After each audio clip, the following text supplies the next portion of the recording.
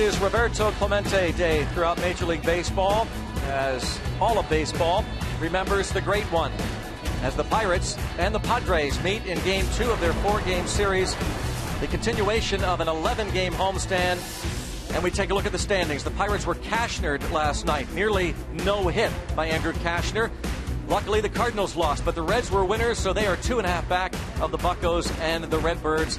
As we welcome you to PNC Park, Greg Brown along with Steve Blass. Steve, the Pirates get one of their top thumpers back, the man who really made it go first half of the season and into August. Starling Marte returns to the lineup. Absolutely. You got a little bit of bad news and good news. First of all, he's going to be rusty. He's been out for a month as you take a look at the numbers and the information for Starling. But take a look at what he's done. 36 stolen bases. He's been terrific against left-hand pitching. It could be the perfect timing to get him back in the batting order. That should be a spark for the Bucs. Allegheny Health Network injury update. Yeah, he has been taking batting practice the past week plus. He's gotten into games as a pinch runner, as a defensive replacement, but Clint Hurdle said they've got to see what they can get out of Starling Marte. Absolutely, and whether he hits or not effectively, that's going to be tough for live pitching that he's going to be facing, but you get him on base. I love the speed now at the top of the batting order with him in the #1 spot. Andrew, that's a lot of speed. They can do a lot of things on the base paths. Jeff Locke was really good Thursday night, Steve. Good to see him back. Absolutely. 7 innings, just 3 hits, 1 run, 1 walk. He was terrific, and we were concerned about him. Was he tired? Was he just ineffective? But that was a shot in the arm for the Pittsburgh Pirates and for Jeff Locke, so that could be a factor as we head down toward the end of the season. It was great to see what he did, and you never have enough good pitching in your rotation, especially when you're going to have to make some choices later on. Pirates lefty Jeff Locke against Padres left-hander Eric Stoltz. The Pirates trying to break the bats out in Game 2 of this 4-game series in this National League Central Division race that continues coming up from PNC Park.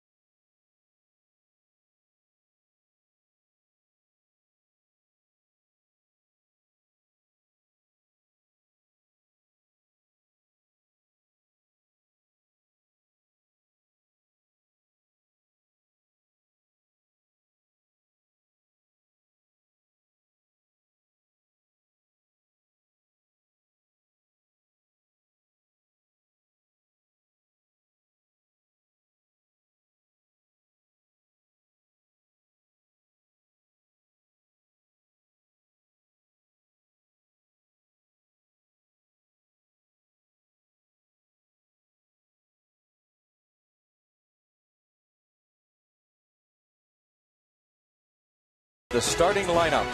That's a great sight.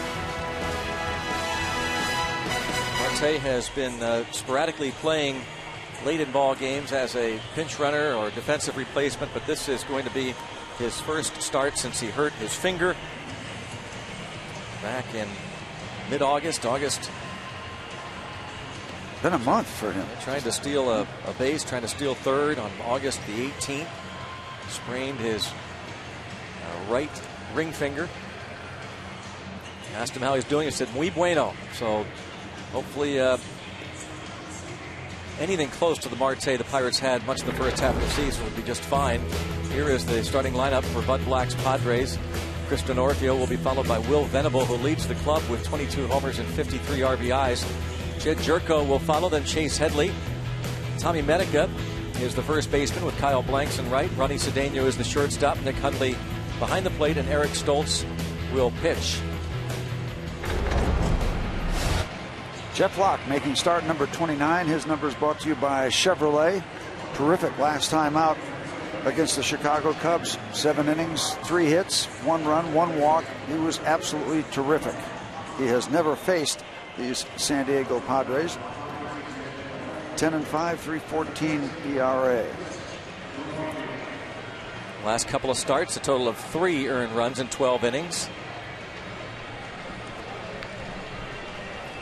Jeff Locke, Steve, amongst all the concern, doesn't seem to have the concern everybody else does. He said, I'm just going to keep doing what I've been doing. Yeah, he kind of rides along the top of the crest of the wave, and that's a great way. That's a great outlook for you to have as any professional athlete. Ball 1 on Chris Denorfia. Jeff was really tested 8 starts without a win from July 26th to early September. And the strike called to Denorfia. 33-year-old veteran. Another strike. A lot to like about Jeff Locke. One of the things that we haven't talked a lot about is the fact that he does a pretty good job of hiding the baseball. When he goes back, he kind of turns completely around. You lose track of where that glove is, where that ball is for a moment. Right there. Just comes all the way back around. Oh, look at that breaking ball. Good one to Denorfia after getting out in front. A key certainly for Locke. Getting those early strikes. Now watch that glove. You can always see it on the other side of his body, so he hides it pretty well. They're not able to start looking to pick it up until late. And a nice looking curveball. Kind of that back foot curveball to a right-hand batter. Nice start. Ray Searage, Jeff Branson, assistant hitting coach next to the pitching coach. Strike is called on Will Venable. And that's that inside fastball that he needs to get those calls, and it's Mike Everett back at home plate. He really didn't get it 2 starts ago. He did his last time out. His ball bounced right side. There's Josh Harrison. A little backhand play to throw out Will Venable. Defensively, it's Andrew McCutcheon, of course, in center, and Starling Marte in left with Marlon Byrd in right. On the corners, Pedro Alvarez and Gabby Sanchez. Up the middle, Jordy Mercer and Josh Harrison. Russell Martin behind the plate for Jeff Locke. Jay Hay getting the start at second base, and that has been what Clint Hurdle had said he was going to do most times against lefties. Get that right-hand bat in there. You got a little increase in speed on the base paths. He didn't start on Sunday against Travis Wood because Neil Walker had such good career numbers against Wood. 1 ball, 1 strike to count now on the third man in the order, Morgantown's Jed Jerko. Was 1 for 5 last night's game with an RBI in the 7th inning. 2 balls and a strike. He'll turn 25 in a week. Jed Jerko. 18 home runs, 48 RBIs, an outstanding rookie season. And close, but 3-1. Just 1 walk in 7 innings his last time out.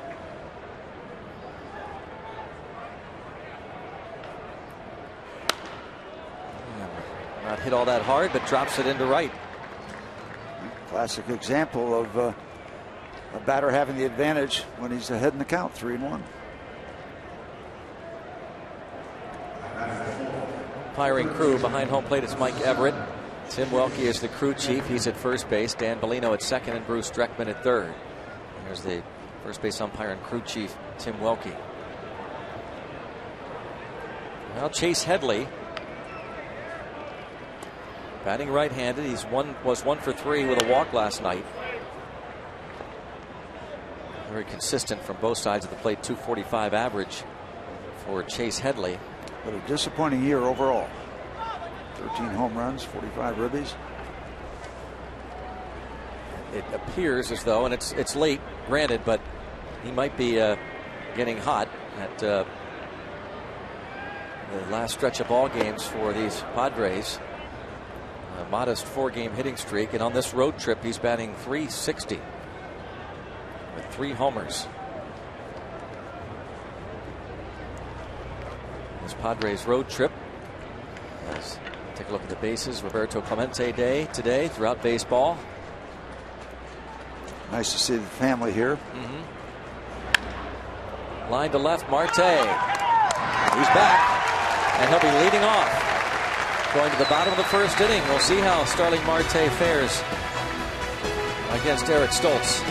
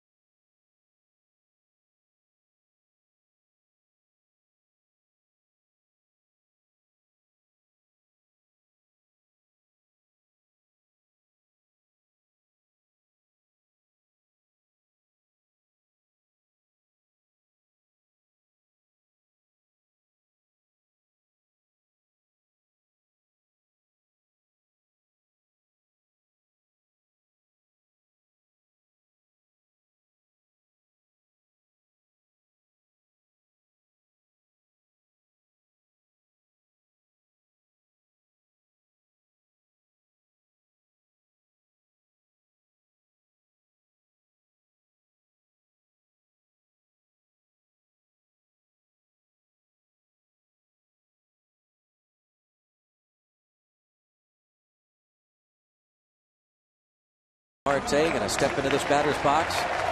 Rest of the Toyota lineup. Marte, who has scored 79 runs, leads the National League still with a .407 average against lefties. He's followed by Jordy Mercer and Andrew McCutchen. Marlon Byrd hits cleanup. Gabby Sanchez bats 5th. Russell Martin, Pedro Alvarez, Josh Harrison, and Jeff Locke.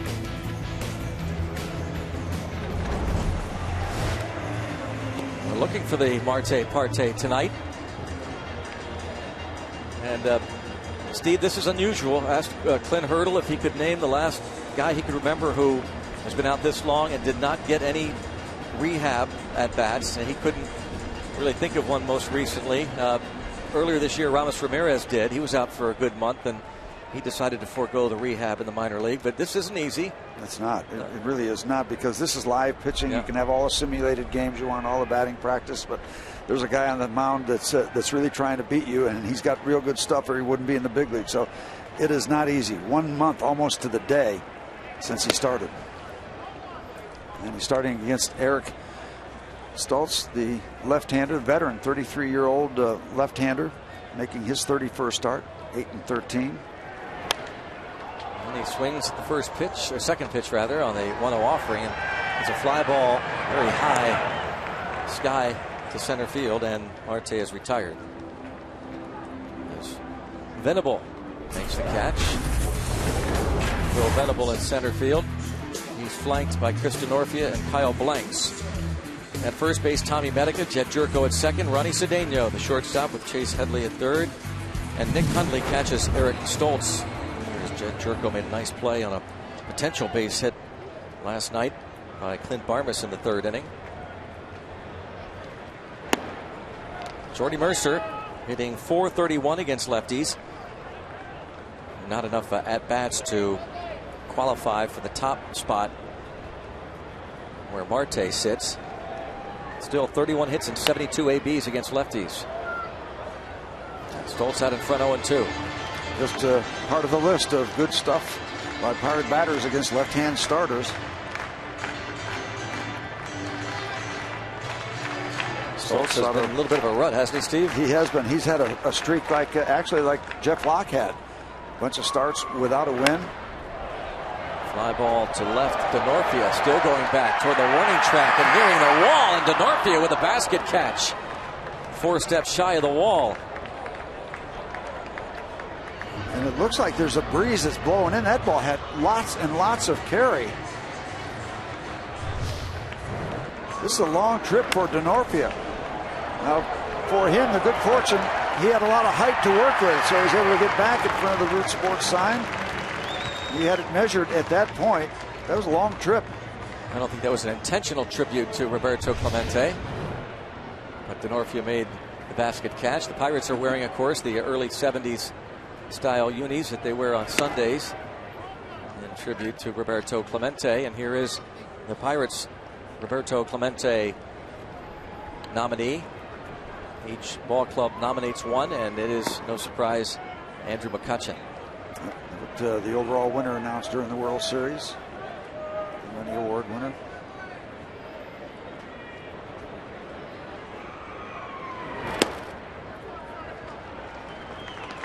We mention that name so often, but on this special day in the family in here, it sure does bring out a lot of emotions for Pittsburgh people, not just Pittsburgh Pirate fans. See if McCutchen doesn't do something special on Roberto Clemente Day.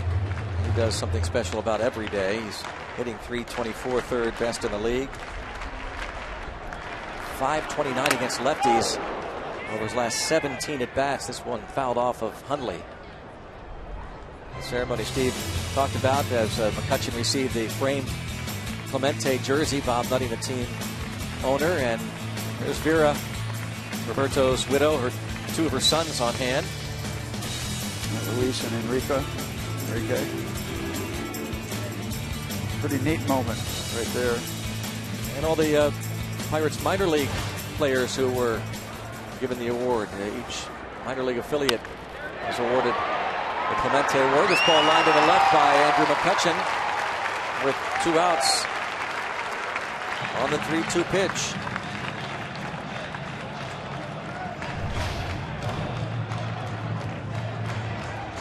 Kind of a hook shot. Gets that bat turned around and brings that ball back to left field. That pitch was away. Turned it back around. A lot of wrist action on that swing to be able to pull that ball.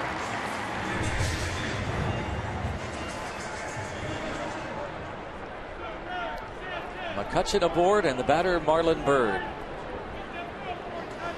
One thing the Pirates should be aware of, this left-hander, he's 8-13. He doesn't walk anybody. 30 starts, just 35 walks. We'll be ready to turn it loose. Somewhat susceptible perhaps to the long ball lately. He's given up 5 in his last 2 starts, 17 on the year. He is ranked among National League pitchers, pitchers with the best control. I think he's tied for 7th. Adam Wainwright has been unbelievable with his control. I think they keep track of him by how many 3-2 counts he has. Doesn't walk hardly anybody. Stoltz was a 15th round pick of the Dodgers in 2002. Steve was talking about his strikeout to walk ratio this season. Excellent. Yep, you can take 2 of those away because they were intentional. 0-1 to Byrd. And a strike called. It's 0-2. Byrd has hit safely in 7 of his last 8 games. Batting .340 against lefties this season.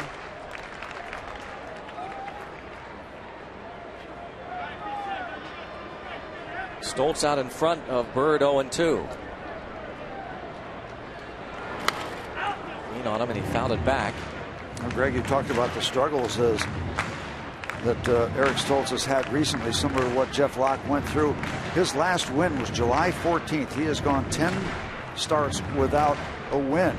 And you just wonder if he's wearing down a little bit. This is the first time he's had close to throwing this many innings in a season. Bud Black keeps an eye on his left-hander.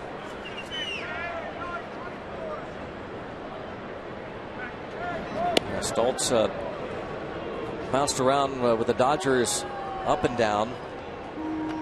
Big league club and the minor league affiliates for 4 years. Went to Japan 3 years ago. Came back, signed with the Colorado Rockies, appeared in 6 games 2 years ago out of the bullpen. Was with the White Sox and Padres last year. Last year threw only 99 innings combined in the big leagues. With the Padres and White Sox, his innings count is up to 186 now. But he's proven to be somewhat of a stud. A couple complete games. That's an item now that catches your attention.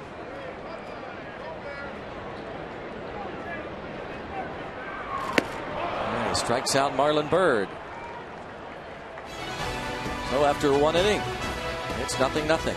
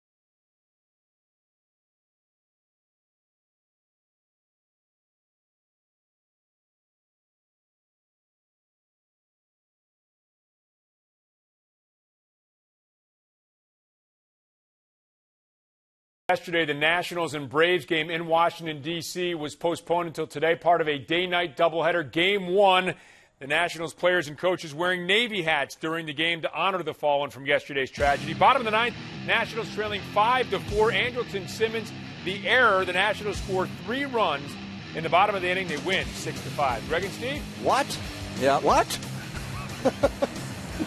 Rob, thanks very much. Craig Kimbrell had converted 37 consecutive save chances since early May. Andrelton Simmons, second best fielding percentage in the National League among shortstops. So, with that win for the Nats, the magic number stays at 6. But the Nats and Braves will complete their day-night doubleheader later on. They are in the second inning, 0-0 in the nightcap.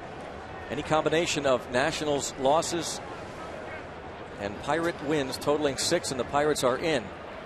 But the Nats, boy, they're closing in on those Reds. They're 4.5 back of Cincinnati with 12 games remaining. Nobody likes gnats. I mean, they're pesky, they're bothersome. How about that finish, though, Steve? Unbelievable. There's a liner to Marlon Byrd. Tommy Medica lines out to right. How about the gentleman in the console? It was like Christmas in September for the Nationals. Yeah. Yep. Christmas came early for the Nats for sure. Simmons letting that ground ball under his glove into center field for 2 runs and the victory. The Bucko Santa is here. Raise the jolly Roger ho ho ho. Just drove in from Washington. Kyle Blanks. Ball 1 on the big right-hand hitter. Very kind Pirate. Happy Pirate.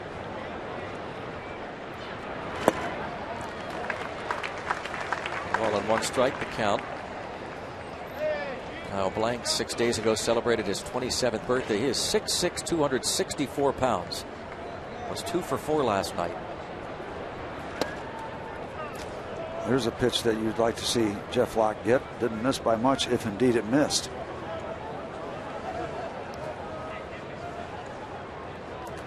Yeah, you can get that call. Jeff, that's a big item for him if he can get, not all of them, but a percentage of those. He falls behind Blanks here, 3-1.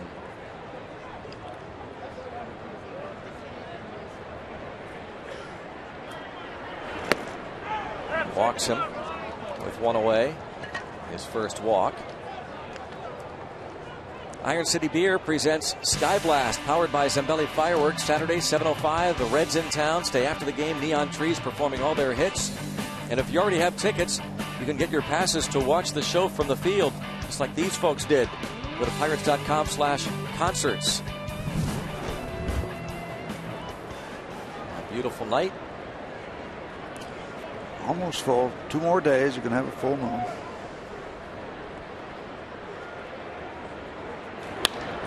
Cedeno just continues. Doesn't matter what uniform he wears. Just hits the Pirates. Ronnie Cedeno, the former Bucco. Yeah, last night 2 bouncing balls. One over the head of the third baseman for the Pirates, Pedro Alvarez. One over the first baseman, Jason Morneau. Career .350 hitter against Pittsburgh. It's just a ground single to right. 2 on, 1 out, and the first big test now for Jeff Locke as he faces Nick Hundley. Well, he's in the part of the batting order you'd like to see him be at. If he gets Hundley, then he can take a shot at the Padres pitcher, but first things first.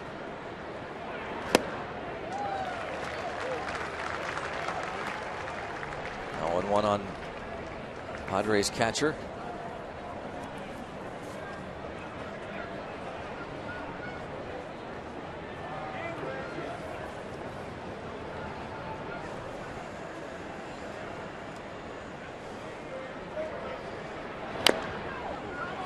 Hundley, and it's 0-2.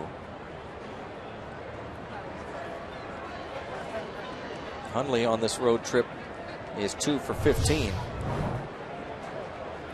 This is usually the spot in the ball game where we have time for a couple where we have a moments, Greg. But, that's right. I don't have anything tonight. No, come on. I do. I can make up for you. Okay, thank you. Let's say hello to the newest little Bucco fan, Caden John Badlow.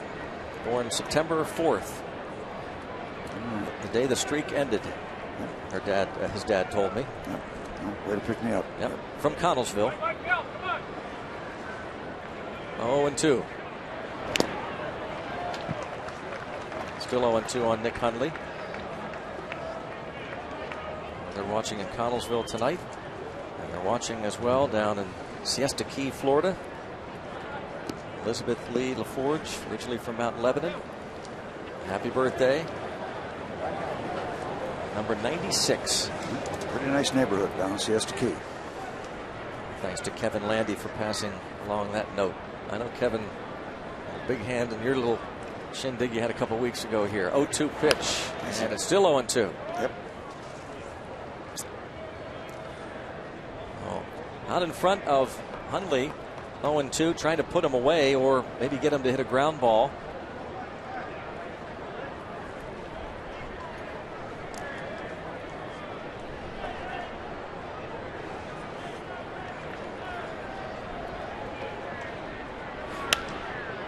And in the air to right.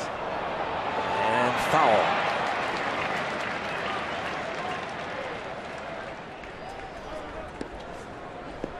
Still 0-2 on Nick Hundley. And Jordy Mercer with a word with Jeff Locke.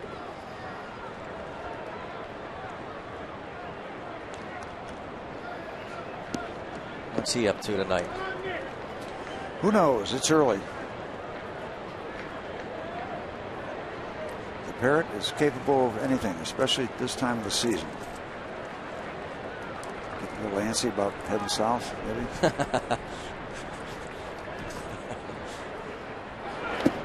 The block by Russell Martin, and it's a ball and 2 strikes as Hundley fouled off. few pitches, 0-2 count, and now takes the ball 1-2. Pirates over the years have done a good job pitching to him.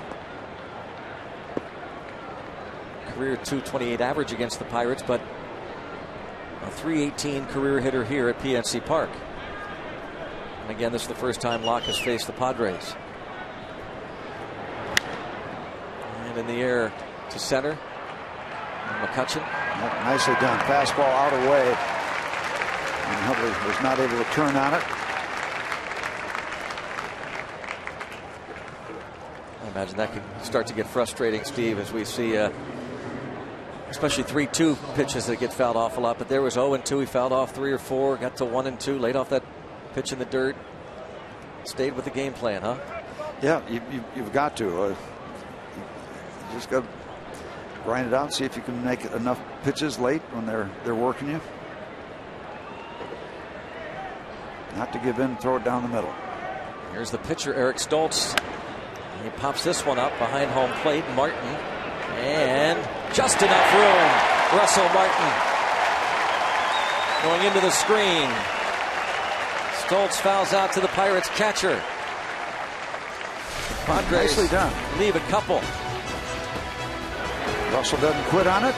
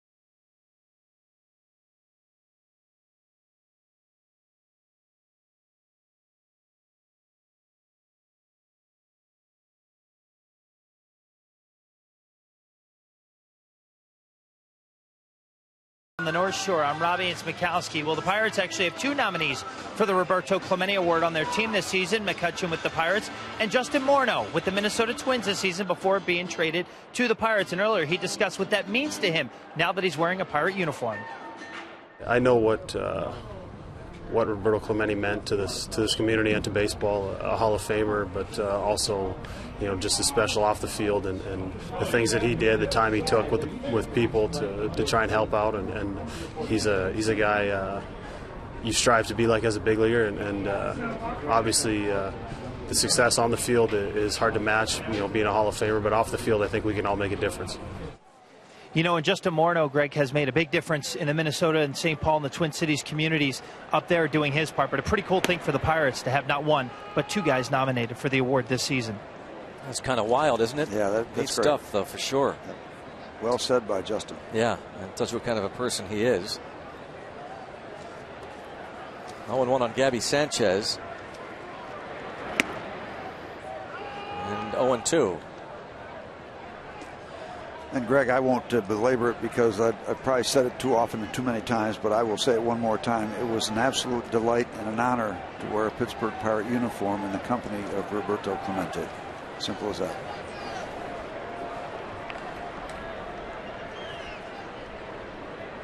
So let's win one in his memory tonight. That'd be nice. Well, what for sure, Steve, What an honor for you. And the Pirates are lucky that you have, not that he needed help keeping his legacy alive, but boy, if anybody's been a great Clemente, a perfect Clemente ambassador, it is you, who was his close friend, and you really do. With a touch of class, I think Roberto would be proud of you. Well, it's been an honor to carry the torch, and it's the perfect torch to be carried for this organization, the city. Brown single to left. Well, maybe this will be the inning for the Pirates to get that offense going. Russell Martin comes to the plate. The foul ball off the bat of Eric Stoltz. And of course, Martin knows this is fun for anybody, right? You're not going to get hurt here. Jump into the. Yeah, that's right. Right? Yep. Into the net. That's not the flying without a net. Yeah, right. That's kind of cool. You don't get a chance to do that. Have some fun after he catches the ball, and then you can have a little fun after that.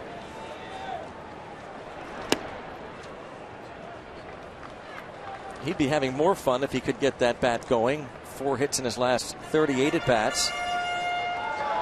And they don't expect him to pull the ball with Venable quite a ways over into right center field.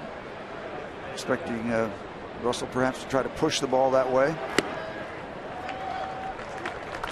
Right away they go out.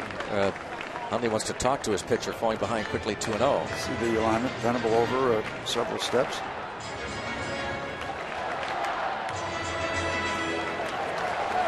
Yep, you never fail to see that name around PNC Park, around Pittsburgh.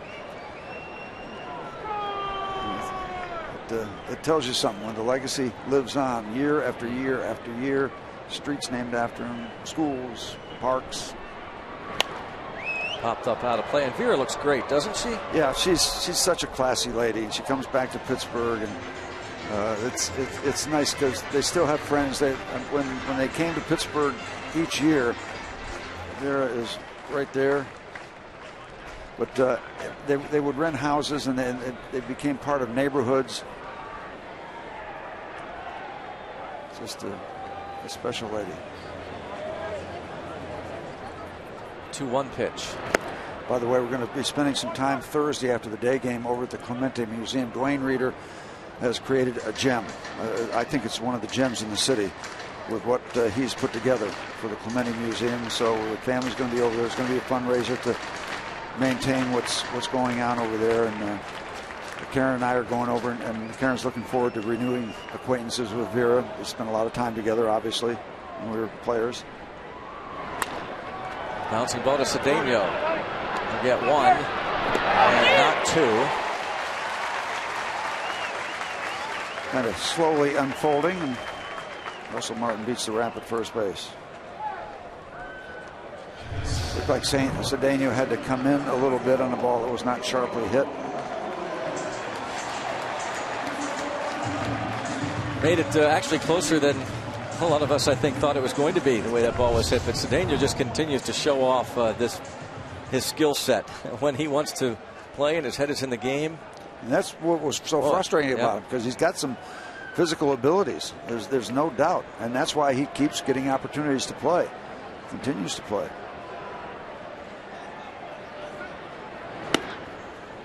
And a strike on Alvarez.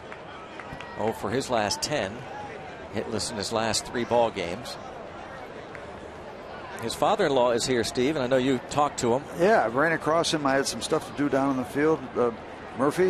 Pat Murphy, former Arizona State coach, also father-in-law of Pedro Alvarez.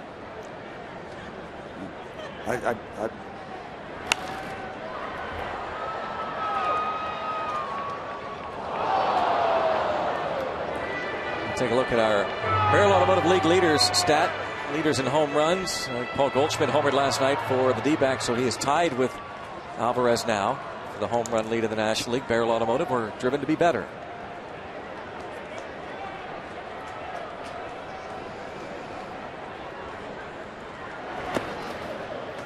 One of the things I talked to Nick Leyva about the other day after the inside the park home run, and asked Alvarez himself if it was an adrenaline rush when he saw Leyva waving him as he approached third base, and he kind of matter of factly said, no, you expect it.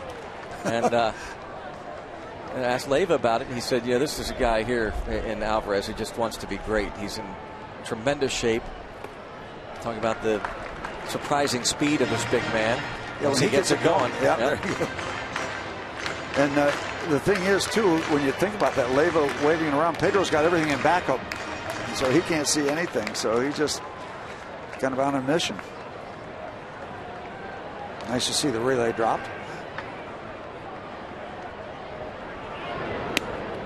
Nice for the Pirates to see the relay dropped, and I'm sure it was nice for the catcher, Diana Navarro, to see the relay dropped. Because I don't think you'd want to see this guy coming at you full bore. Yep.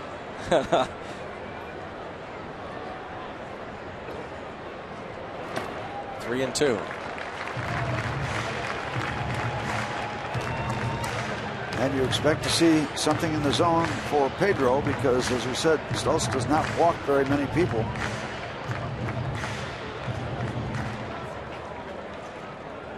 has been a dry spell for Eric Stultz. 10 starts without a win. Start number 31 overall in the year. Shot. Oh, nice pick by Jerko. And there's Alvarez. A hard hit ball, and even a little bit of a stumble. For most men of his size, that's a double play. And what a pick by the second baseman of the Padres, Jerko. Heck of a play. Snagging it. He knows it was good. He's smiling. That ball was tattooed. Good hustle to beat it.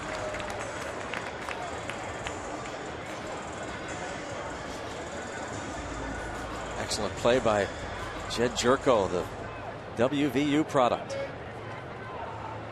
Cedeno firing to first base, but not in time to get Alvarez. So now Josh Harrison with 2 outs.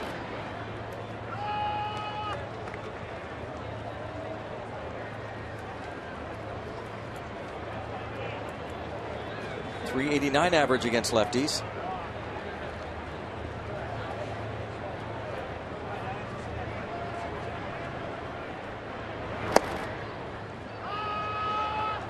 Paint in the corner.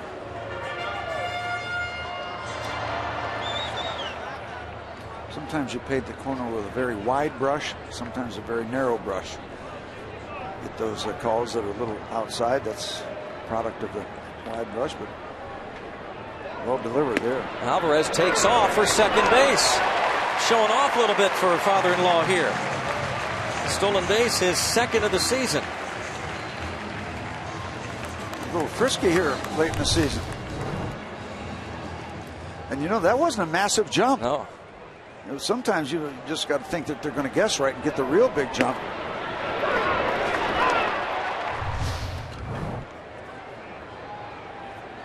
Well, Alvarez in scoring position now for Harrison.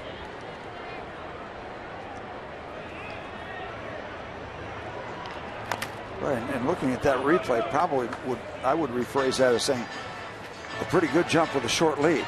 Yeah, he wasn't too far off first base, so maybe he's going to do that, make that the primary.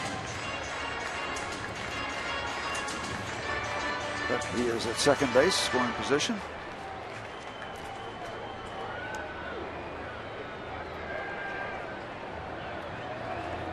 One ball, 2 strikes. And Eric Stultz gets his second strikeout. Pirates leave another man. It is 0-0 after 2.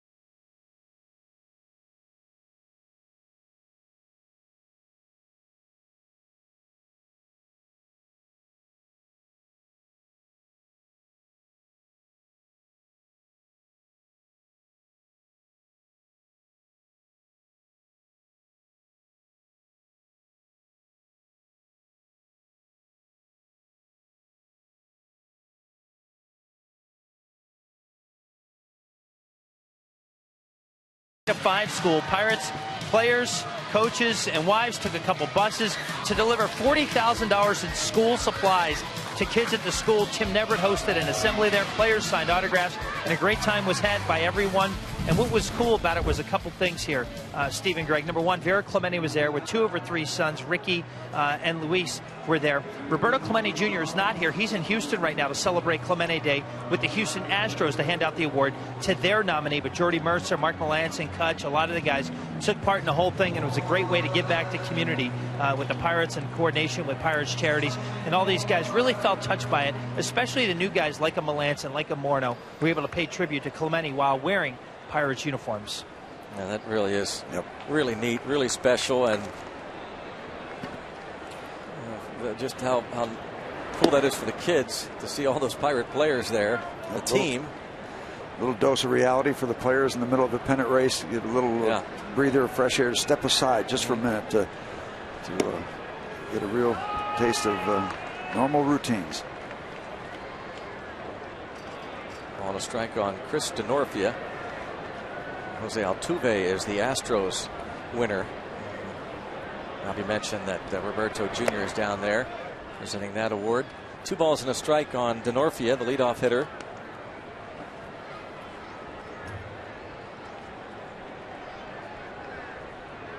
He struck out to start the ball game.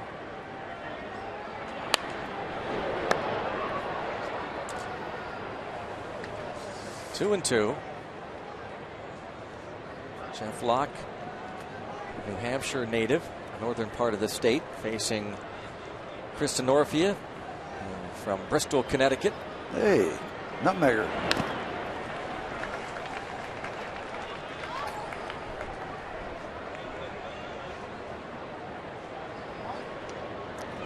You always perk up, don't you, when you hear? I do. Yeah. I know. I That's neat. Yep. You should. Well, you know, the guys from New England schedule 30 games every high school season, play about 15 because of the weather.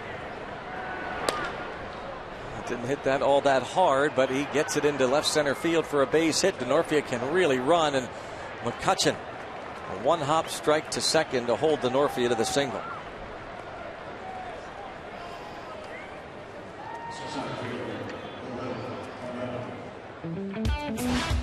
The automotive this day in Pirates history, why not? Roberto Clemente on this day in 1967 goes 3 for 5. 9th inning walk-off home run. Roberto's 22nd of the year. That 1967 season, Roberto won his 4th and final batting title at 357. Next day automotive, we're going to make your day. Bunted right side, hugging the line, and it's a perfect bunt. A bunt single for Venable. Never did spin off that grass that's close to the chalk and roll foul.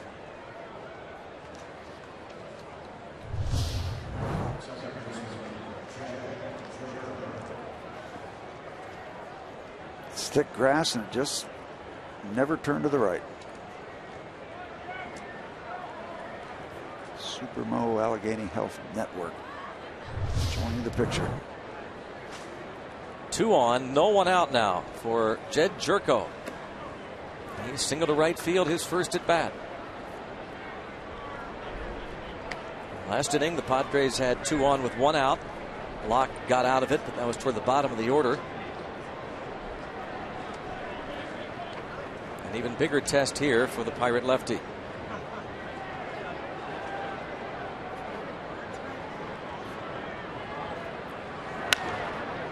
Jerko fouls this one out of play. He leads all rookies with 43 extra base hits.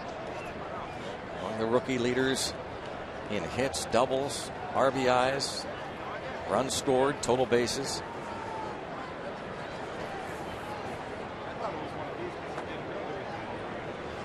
Also hit into 13 double plays. You probably have already mentioned that. No. Driven deep to left by Jerko. Back Marte. And Jed Jerko, a 3-run homer in the 3rd inning. His 19th. A 3-0 Padres lead. The kid from Morgantown, West Virginia. Strong candidate for player of the game so far. That good play at second base, and then he just muscled that ball over a big part of this ballpark.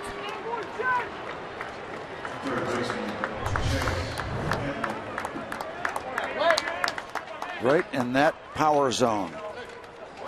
Not far enough up, not far enough in. That's a power swing.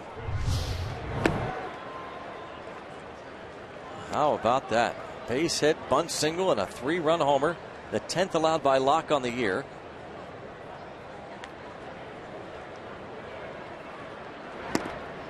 One and one, these pesky Padres, who are 29-10 all time here at PNC Park.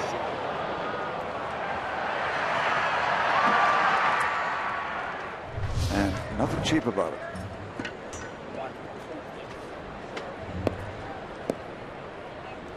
One ball, one strike on Chase Headley.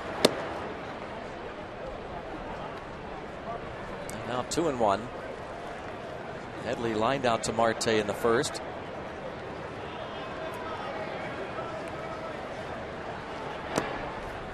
The Padres now 29-10. They have never lost a series here at PNC Park since this yard opened in 2001. And when the Pirates beat the Padres August 12th last year, 11-5, that snapped an 11-game Padres winning streak here in the Pirates' home ballpark, and now a walk follows the home run.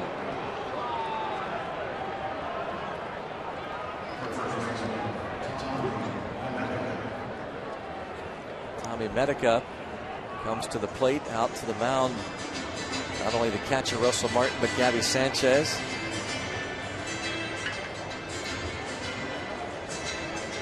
And you start to hear fans getting nervous now because obviously what's happening here in the top of the third. Also, everybody's aware of the math now. What, you know, with the home stretch, the urgency, the number of games left, what, a dozen games. So everybody sees everything compressed now, so everything gets magnified, including what happens here in this kind of half inning.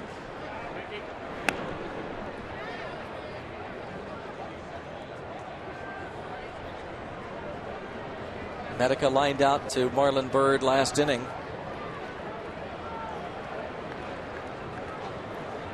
Just his 7th major league game.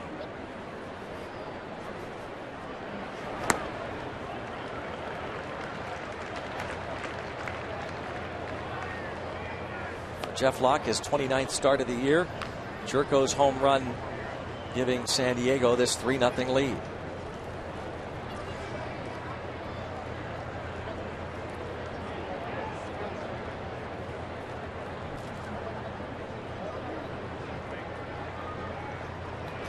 Greg, you made a good point. We're talking to Mark Grant, broadcaster for the Padres, who is a delight to be around. He really is. And he asked us about Jeff Locke because the Padres had not seen him. And you made the point that he's been pretty unflappable in terms of being the same demeanor when he was really on fire early in the year and when he was struggling through that 8-start winless streak. So, and that's a good characteristic, really. Runner goes, picked off. Sanchez has to hurry to get the throw there. He does, and gets it there in plenty of time. Jordy Mercer applies the tag. And that's a step in the right direction there. That's a positive after the shock of the 3-run home run. You guess right, you steal it. You guess wrong, you get this.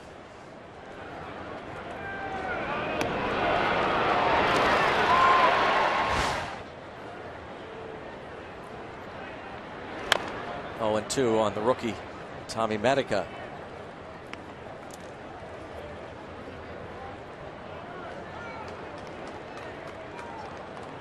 Locke struck out the first batter of the ball game. Gave up a 2-out single in the first, then got Headley to line out. 2 on with 1 out in the second. Got a fly out and a foul pop. But this inning started with the Denorfia base hit and the bunt single by Venable.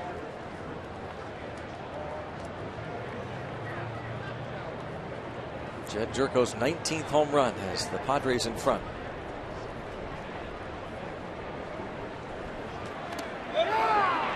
Yes, says the home plate umpire, and Russell Martin having trouble finding the ball. He does, and gets it to Gabby Sanchez in time to complete the strikeout.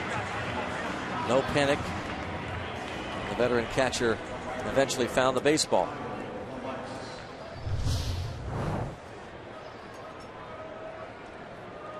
There is a moment of anxiety till you locate it.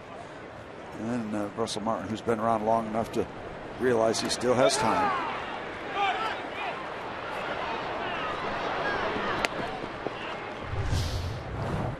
Now 2 outs.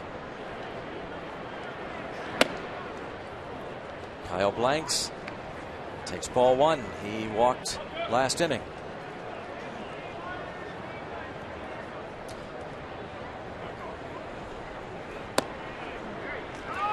You talked about the way he's put together, the perfect size for a big power hitting put together baseball player.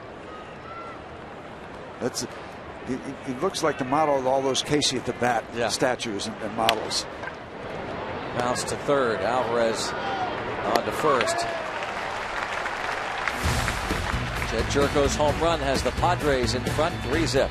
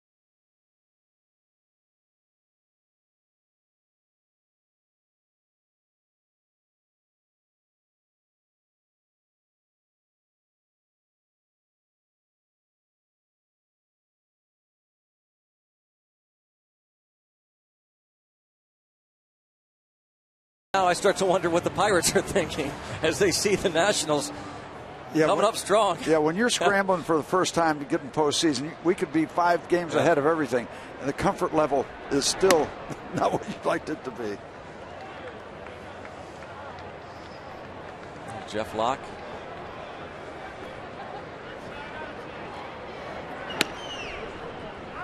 Ball 1 strike. Joe Kelly starts for the Cardinals tonight against Juan Nicasio at Coors Field in Denver. Mike Leake for the Reds against Jordan Lyles. Fly ball shallow left, and it'll drop in for a hit. There you go, Jeff. Jeff Locke's 5th hit of the season. Is it Johnny Cueto? Oh, he says, no, I'm not doing the Z. Oh, I'm sorry, I wanted no jacket. What's that now? I'm sorry. You know, Johnny Cueto was the other night. Oh, okay. Yeah. He looked toward the dugout. We just had that shot of the pitchers. They were kind of smiling. And I thought he was saying no Z, but he doesn't want a jacket. It is a cool night. Well, that's first pitch at 67 New degrees. Hampshire. Yeah. We just got done talking about the games you guys used to play in high school, right? It is so cold. So cold. Perfectly placed. 3 of his 5 hits have come off lefties, by the way, Jeff Locke. Now Starling Marte, his first at-bat in a month was a fly out to center. Now Stoltz does not throw particularly hard, whether that matters or not to Starling Marte. Nope, no jacket. But, Stoltz has one of the slowest changeups in the league.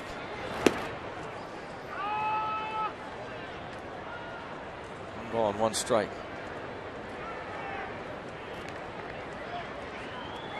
According to Fangraphs.com, his changeup has an average velocity of 77.2 miles per hour, the slowest average velocity among starters in the National League, and second in baseball to only knuckleballer R.A. Dickey.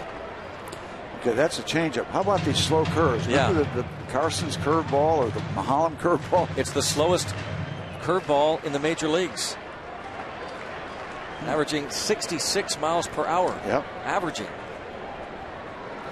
And you heard Andrew Kashner, or you might have read his quotes, that basically he was told to just throw curveballs at these Pirates because they have a very, very tough time against the curveball. So he gave him a heavy dose and a lot of good ones too. Yep, and a lot of good other stuff also. Yeah. It is check swing. No, 3-2 on Starling Marte. Jordy Mercer on deck. 3-0 Padres. Starling Marte's second at bat in a month. No minor league rehab.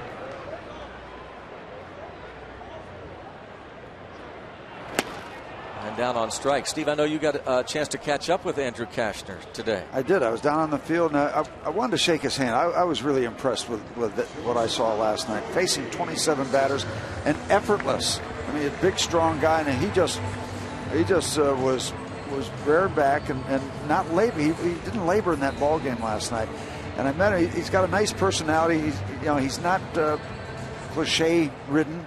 He looks like he has fun. Little quick story when we get a chance. Well, we got a chance. The way he ran the bases and everything. Yeah. He has fun doing what he's doing. And also, Josh Towers, the GM, he told him early in the season, he said, when I pitch a no-hitter, I want a Dippin' Dots machine. Josh Burns, the GM. Yeah, that's what I thought. Yeah, not Towers. Towers works for somebody else. Kevin Towers. But anyway, he got the Dippin' Dots machine guaranteed to him last night after the game. They said, you're going to get your Dippin' Dots machine right by your locker in the clubhouse.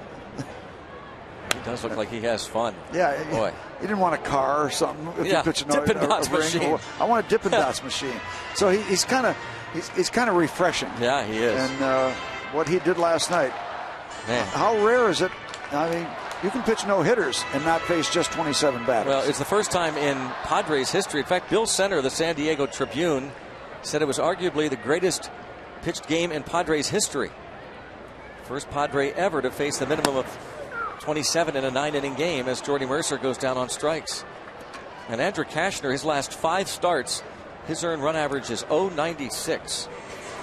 And this is a former bullpen guy who's averaging, he was averaging 7 innings a start going into that start last night. I wonder what the Cubs are thinking. You saw the game last night. You saw replay of the game Chris Young was pitching against the Pirates, no-hitting them into the 9th inning before Joe Randa hit that 1-out home run to break up the no-hit bid. There's line to left field, and that'll be over the head of Denorfia, and bad luck. Perhaps it bounces out of play. No guarantee that Jeff Locke would score, the pitcher, but a line double for McCutchen, who's 2 for 2. Andrew continues to just be on the ball. The only negative to that is he didn't get under it. That ball was home run bound if he gets any height at all, especially the direction down into that corner. Join me. Yeah, come on. Join the party, guys. Yeah. Let's get serious now, guys, maybe, huh? Andrew McCutchen, 38 double. Let's start to hit this guy. Let's get going. Good to see McCutchen encouraging his teammates as Stoltz and his catcher Hundley meet. And wouldn't it be nice for Marlon Byrd to return the favor of what the Padres sent to the Pirates in the top half of the inning, a 3-run shot? As you said recently, Stoltz has been giving up the long ball.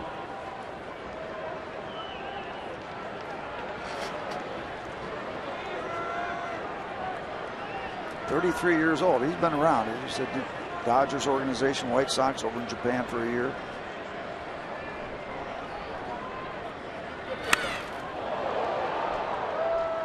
Ball was hit hard enough. Yeah. They would have had to configure the stadium facing up toward Route 28 for that to be fair. Yeah. Well, Stoltz struck out Bird in the first inning. 4 strikeouts so far, and he's not a big strikeout kind of a pitcher.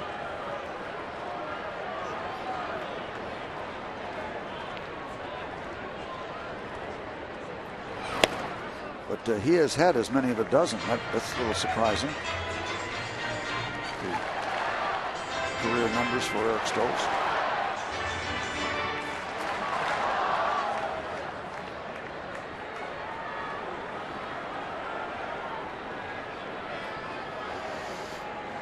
And first things first, let's get the Pirates on the board here.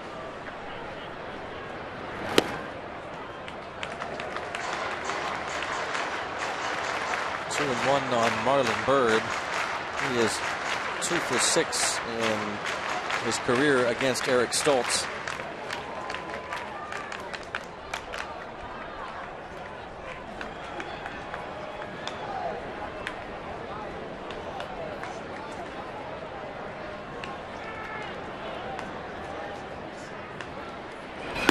Checks. No appeal. 3 and 1. Gabby Sanchez on deck.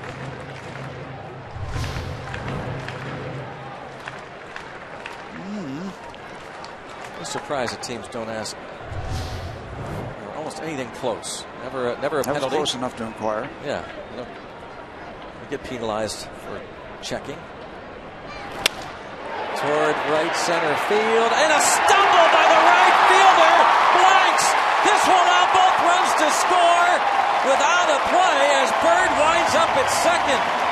The big man Blanks stumbled as he approached the baseball. It's 3-2. Pirates on the board in the ball game.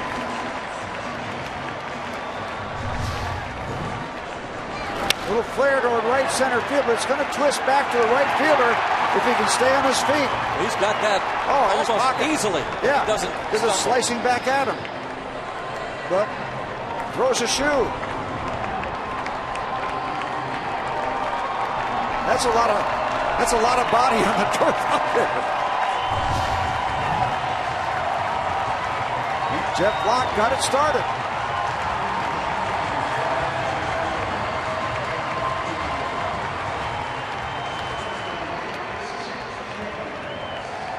Called a single and an error.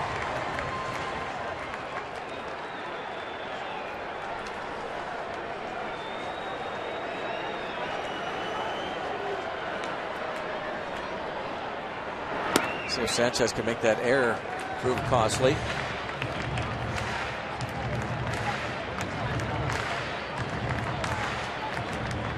This is a single, but Venable charged with the error as he tried to pick up the ball.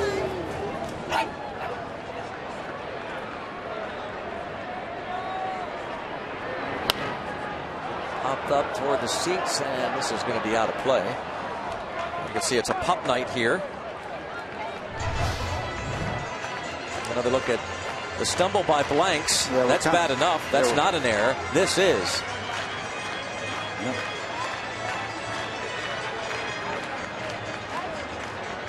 Two RBIs for Bird. And an 83 on the year.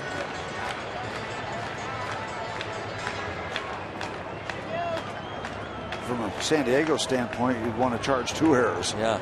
Should have been caught by Blanks and then kicked around after that.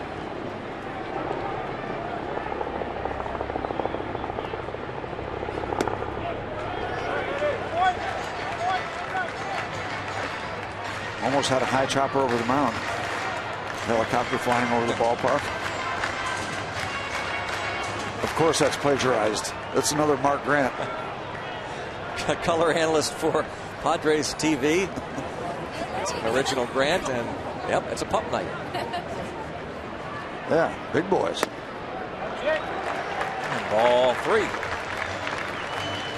We're both dog lovers. Big dogs or little dogs? Yep, one of each. So big. You like the big ones? Yeah. Had some German Shepherds. Yeah.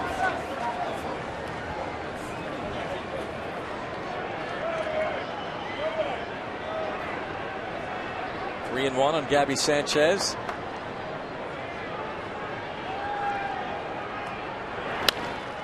And this popped up, and that's headed toward the seats, and that too will go out of play. Second chance in that section. It's 2 of them over there during this at bat. Gabby Sanchez, 10 hits in his last 26 at bats. As he singled in the second. Last 20 games, hitting at a .324 clip.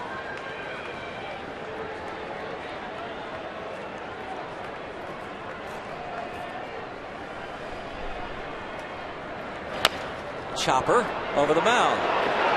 Second baseman won't be able to make the play. Here comes Bird for the plate, and he's going to be out.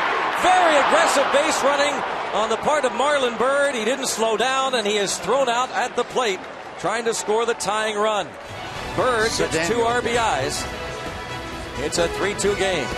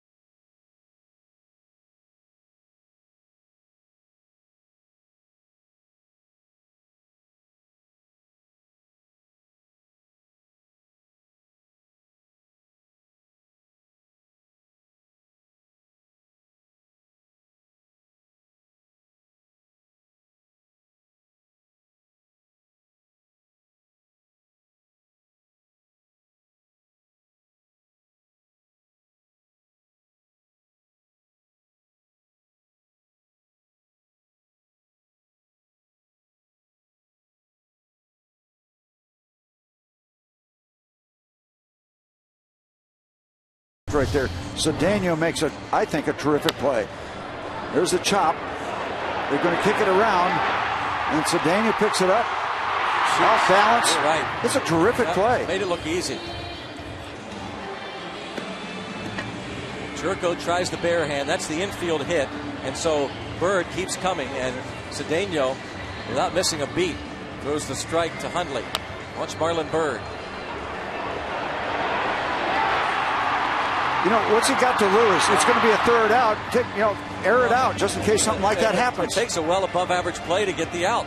Oh, I thought it was an exceptional play. Yeah, why slow down? So third out over at first base, nothing lost. If you keep going. That's why he played hard. And if something like that happens, you can steal a run. It's a good baseball play all the way around by this guy, too. And he just continues to. This is what the Padres have been seeing since they picked him up when the Astros let him go. And the Pirates saw moments with Cedeno when he was their shortstop for 3 years from 2009 through 2011. And what's the word we heard most? We need more consistency. Need more. He makes all those kind of plays. He does sensational stuff with his body, making those plays. But day in, day out, consistency. That's what they felt was lacking. Cedeno hitting over 300 since joining the Padres. Hit .220 in 51 games with Houston.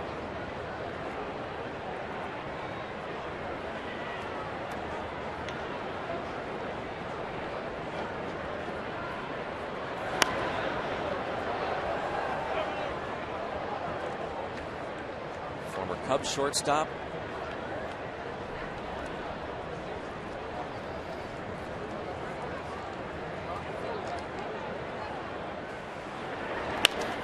Bounces this ball and off the glove of Alvarez, and that's likely to be a hit. Yeah, and on it the is. backhand side. Cedeno 2 hits last night. He's 2 for 2 tonight.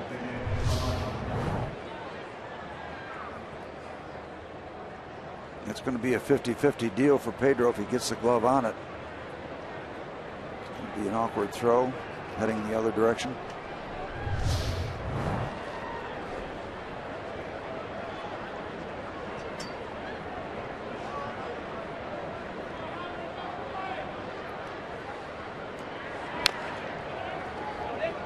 Hundley 0-1. He flied out to center field after falling behind 1 ball and 2 strikes.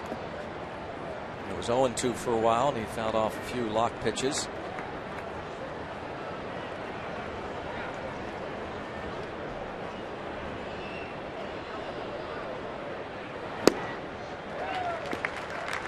Oh, and 2.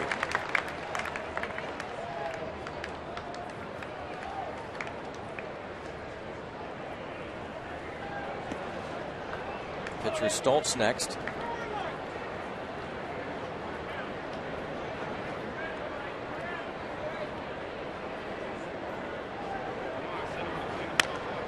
Line toward left field, and trouble. Marte over into the corner, and it is a double for Hundley. Second and third, and no one out.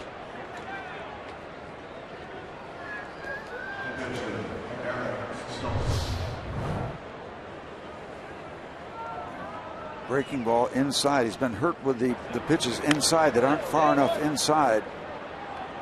Down into the corner, and Padres at it again. 3 the last inning, and they're looking for more here in the top of the 4th. And they're going to get going in the Pirate bullpen.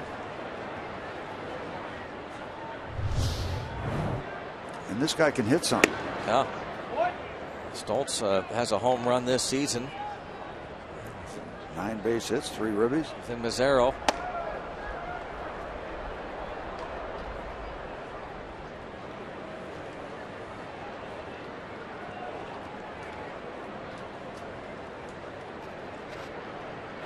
Oh my goodness, hit Stoltz on the helmet. Says he's fine.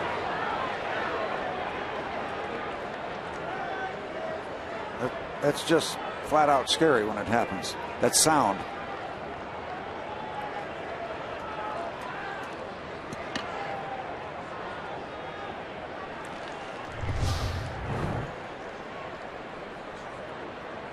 The ear flap. Thank you for that. Fastball right at his head. Says he's fine. Ray Searage now going to try and settle down. Yeah. I don't care who you are as a pitcher. I've been through this. You hit somebody in the head, your heart starts going, because you want to win a baseball game. You want to do everything you can, but it's so dangerous. It just really sets you off as a pitcher. Obviously, the concern is for the batter, but from a pitcher standpoint, that becomes a prudent visit to the mound by Ray. Steve, I think this has to be one of the most difficult things in the world for a pitcher to do now, is to shake that off. Yes. And to come back here and go after. I mean, really go after this hitter aggressively. Yeah. Aggressively is the key word, the operative word. Fastball low and away. And you almost think that what you want to do after that, throw it as hard as you can. See if you can shake that off, or just exert yourself to the point where you can settle your body down.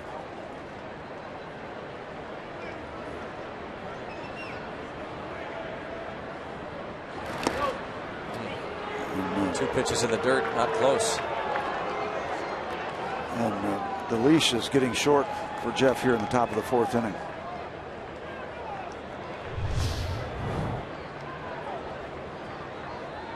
Russell keeps it out in front.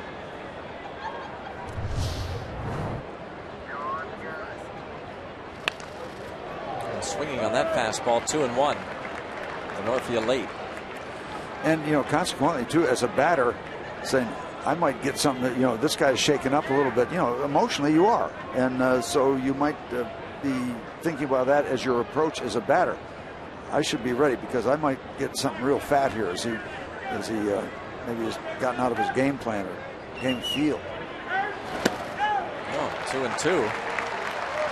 After missing badly in the dirt with the first pitch of the fastball and then the off-speed pitch, and now this change-up. Way out in front. You can see the bat way out in front. You can almost see the distance separation.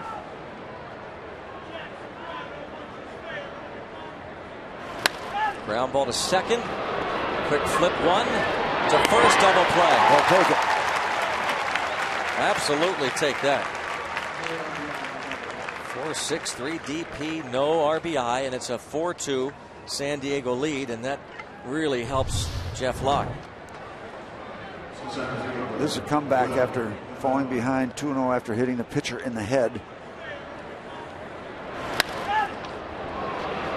the ball out of the way, and ball hit hard enough so they could get the ball around the infield for the double play. Now at third, Hundley, and 2 outs. Will Venable bunted for a hit last time up.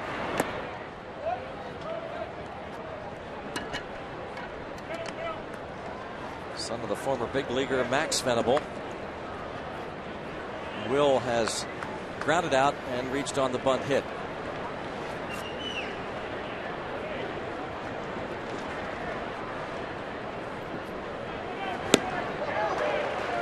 Big cut and a miss. Big time chance for Jeff Locke to hold the fort.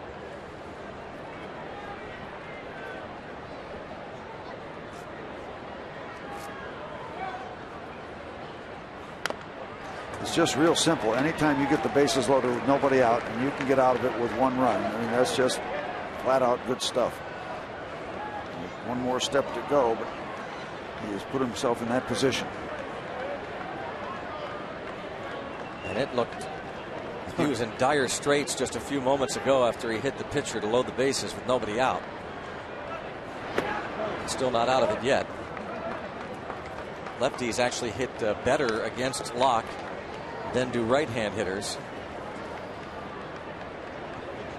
Lefties are hitting .281 against Jeff Locke. Right-handed batters .222. Proving there are exceptions to every rule.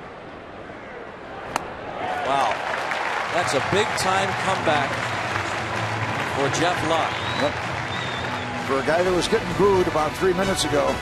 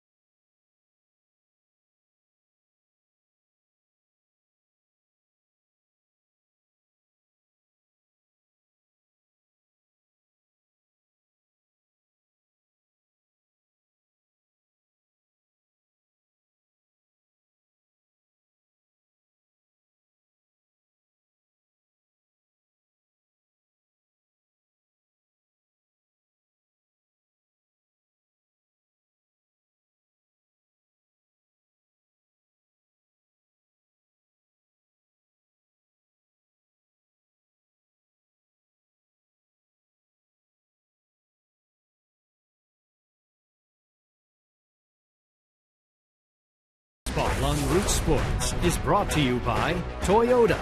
Now's the time to go places with Toyota. Visit buyatoyota.com for special offers. And by PNC Bank for the achiever in you. Let's go Bucks! On Roberto Clemente Day throughout Major League Baseball. One of great shots from the great one. A very pleasant evening. The Padres are leading the Pirates 4-2. Heading to the bottom of the fourth inning.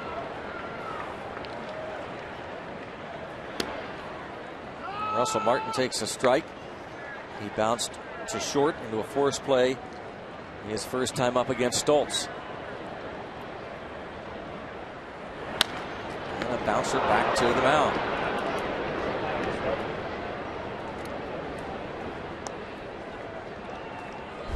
One up and one down. We have an AT&T tweet from Joe Reinheimer.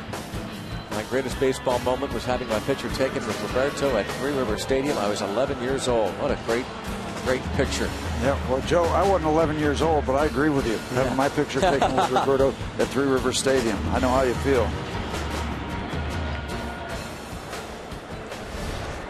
Think of that, 11 years old, standing next to Clemente at Three Rivers. That had to be pretty neat.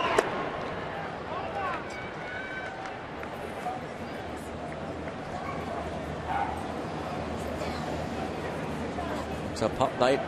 That's something else. One ball, one strike on Alvarez.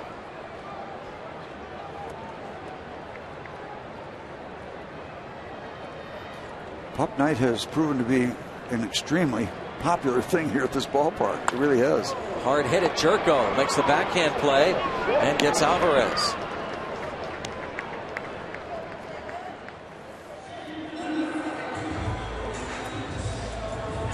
Stoltz gets a couple of ground balls to start this fourth inning. They sell out every pup night now. Yep, they do.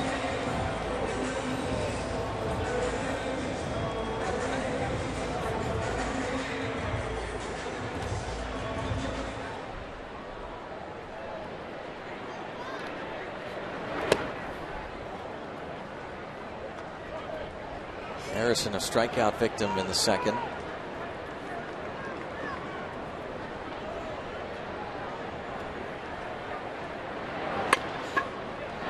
Bounce to third. And on to first, and a great pick by Medica. The young first baseman on the ball thrown by Headley.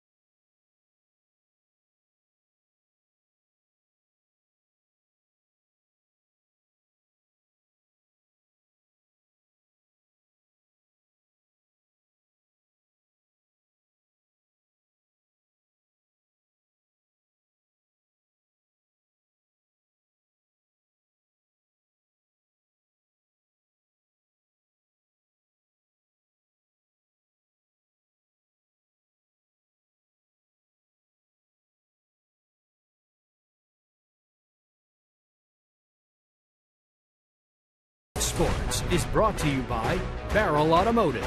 We're driven to be better. And by Levin Furniture and the all-new Levin Mattress Stores. For a great deal on a new bed, shop Levin's. Let's go Bucks! It's a 4-2 Padres lead. There's a Shepard. I see him on the right. You see what they've done with the Zoltan there. Pause. Yep. And the biscuits. Yep. The Shepard, he'll take over. Those milk bone biscuits, I used to love those as a kid. Did you? Honest to God, I did. Ate them right out of the box. That's what's wrong with you. Not bad. Oh, no, not bad.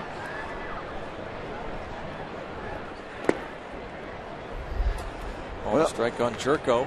I do have to tell one Clemente story. It's Clemente. Sure. It's You have to Clemente tell Day. just one.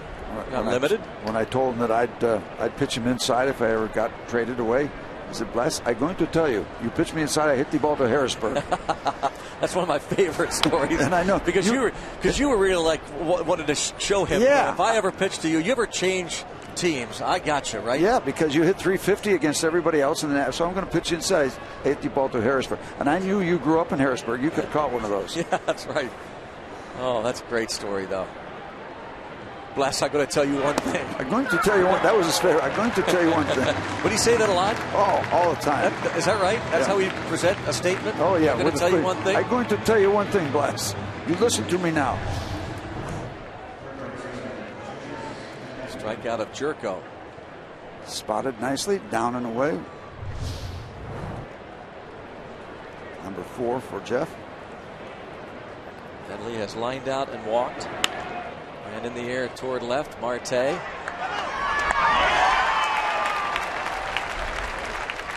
Two outs. The video game that puts you in the owner's suite is now available free on iPhone and iPad. Build your stadium and make the decisions to guide your team to the World Series. Download MLB Ballpark Empire free today. Data and usage rates may apply. We are winding down the final regular season homestand. Game 2 of 4 with the Padres.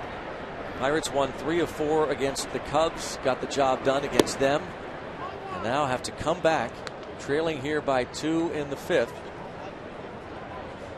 To Eric Stoltz and the Padres, and the Reds score 4 in the first inning in Houston. 6 of the last 9 games on the schedule against Cincinnati. 3 here at PNC Park, and the pitching matchups already set for Friday through Sunday. Francisco Liriano against Matt Latos Friday night. A.J. Burnett opposes Homer Bailey on Saturday night. And the last regular season home game, Jeff Locke against Bronson Arroyo. That is going to be wild and woolly this weekend. A.J. Burnett, 6 2/3 innings last night, 2 runs.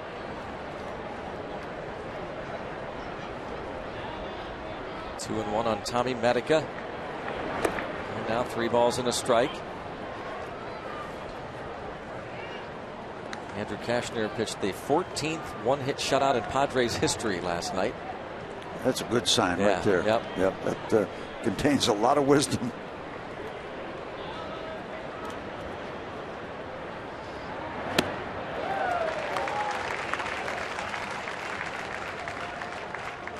Away from the fastball on a fastball count. Now it's 3-2 on Medica, who has lined out and struck out. And you've got to be able to do that. Throw the off-speed pitches when they're looking for the heat. His fastball misses. A 2-out walk.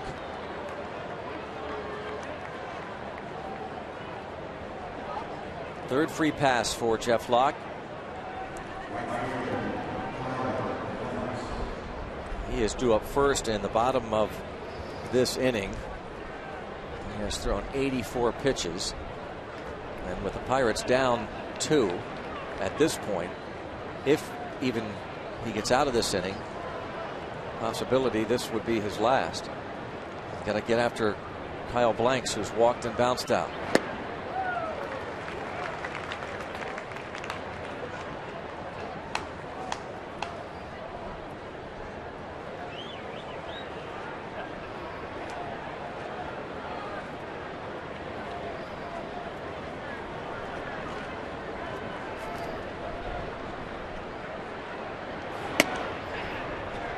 1 ball, 1 strike on blanks. Had some injury troubles the last couple of seasons. Was on the DL with left Achilles tendonitis for almost 3 weeks.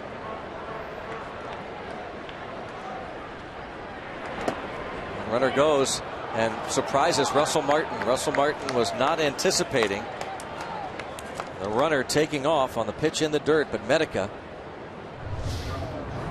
is there. Pitch downstairs and bouncing out in front. Don't think he was going to have a shot, and that's good base running instincts to make your move without taking time to think. He took off, made it happen. Those are what they call dirt ball reads, Steve. Mm-hmm.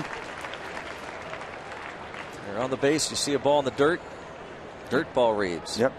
Really, I don't know if it's 50-50, but maybe 40-60 chance that it's going to be difficult enough to handle for the catcher that there's not going to be a play made. Or if there is, you're still going to be able to beat it. Strike 3 called. Jeff Locke grinding through his 5 innings. He and the Buccos trailing 4-2.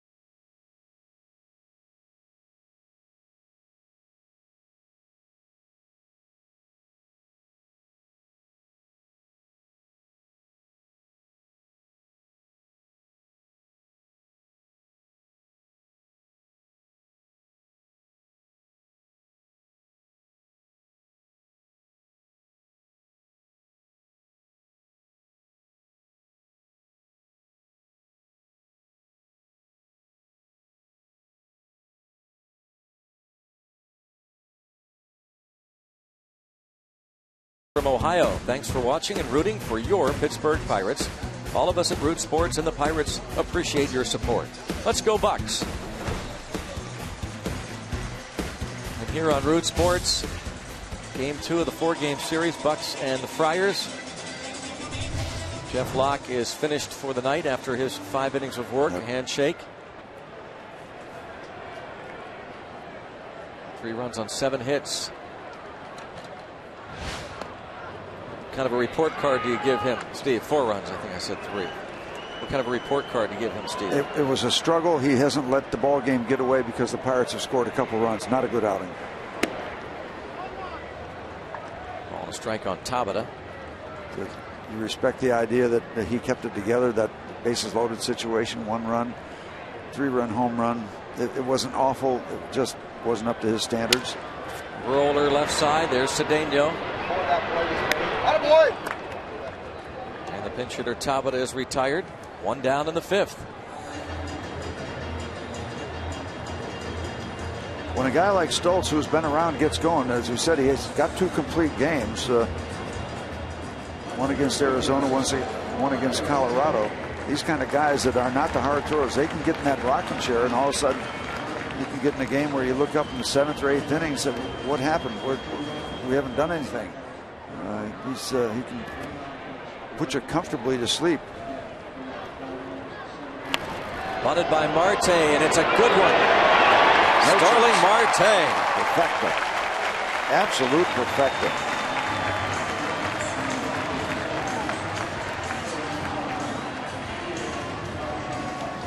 His third at bat in a month. First time up, he flied out, then struck out in the third and bunts for the hit. And the key there is to bunt it hard enough to take the pitcher out of the equation. Then the first baseman has to commit, and it's over. It's done. So Stoltz has got no chance. Also a good idea because you got a left-hander. His first part of his follow-through is over toward third base. So you get rid of him, you got a real good chance to get your base hit, and that's exactly what he did. And now with McCutchen on deck, can Mercer find a way to get on base? Hit a ball to the warning track in left center field in the first. Struck out looking in the third. He's in the hole 0-1.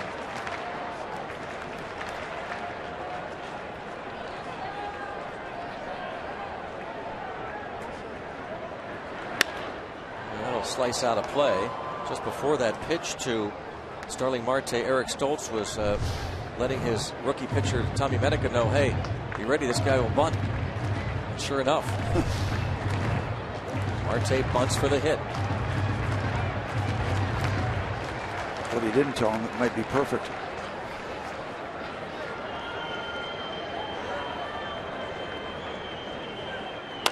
Dribbler. Stoltz, one play. He knew it, and that's to first. And a big second out for him.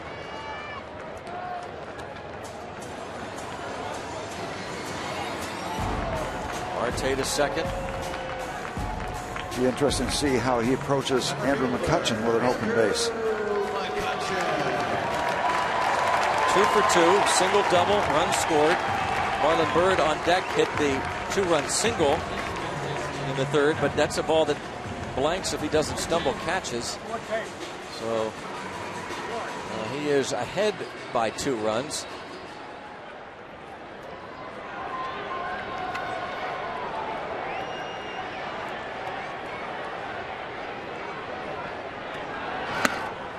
Ball 1.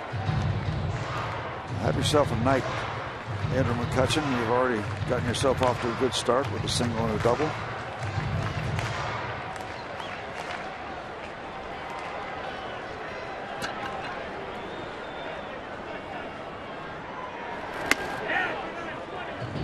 Count now. Sitting on 19 home runs.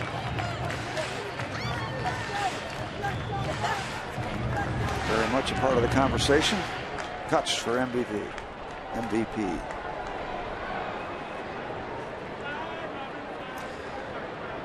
Right now, a single would fit in nicely. Get within 1.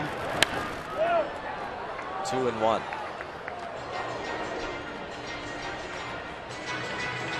Now that his batting average has been updated to .327, he's just 3 points shy of the league leader Chris Johnson of the Braves. 2 points back of the Rockies' Michael Kadire. 2 balls, 1 strike, down 2. And it's 2 balls and 2 strikes on McCutchen.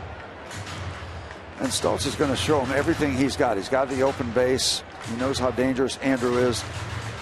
This is a guy that tops out at about 87, 88 miles an hour. So he's pitching in the big leagues. He got other stuff in his bag of tricks. Huntley makes a suggestion on what to throw McCutchen here, and Stoltz looked like he agreed, nodded.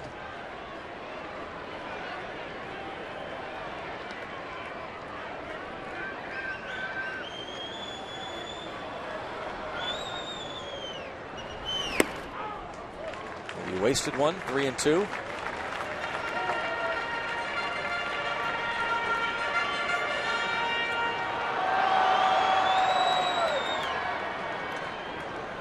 Mr. DeNorfia very confident with his ability to go back on the ball. Very shallow in left field. Against a guy like Andrew McCutchen. Maybe thinking about trying to cut off the run when the base hit comes his way. He walked him.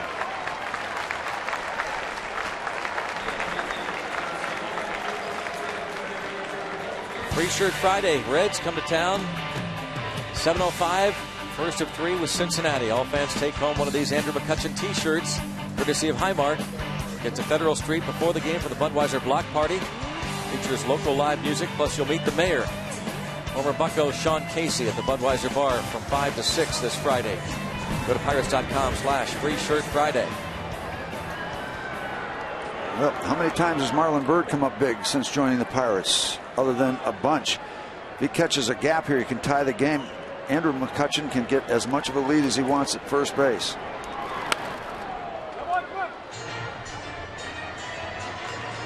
And there's that 87-mile-an-hour fastball. You just don't know when it's coming because he mixes it in with everything else he has. So it doesn't have to be a 98-mile-an-hour fastball to surprise you.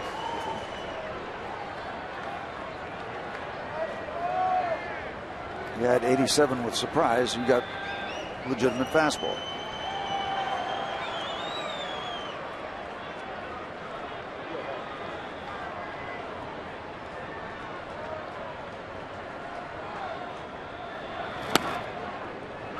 And now Stoltz in front 0-2 on Marlon Byrd.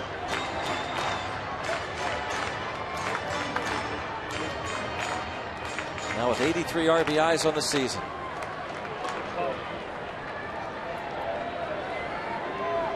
This is game number 20 as a Pirate. A dozen ribbies with Pittsburgh.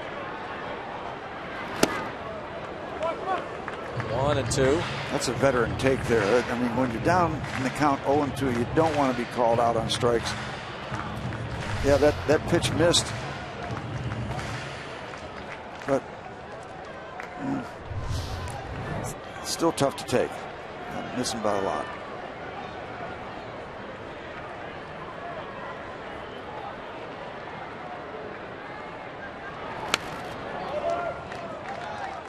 Stays 1-2. He has had a lot of big hits in a short amount of time. This was Saturday. Marlon Byrd going deep. His 23rd of the year. Gave the Pirates a 2-1 lead, and they won it by that score over the Cubs.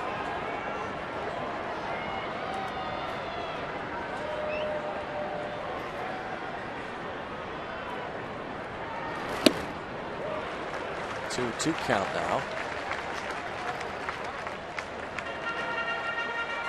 See, Stoltz is approaching 90 pitches, so right-hander starts to loosen in the bullpen.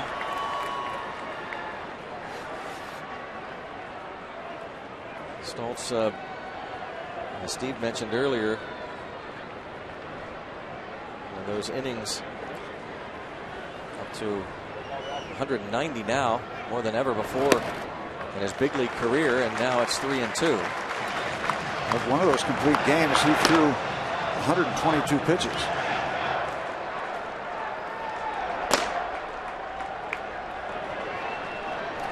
Well, here we go. Start up the Calliope.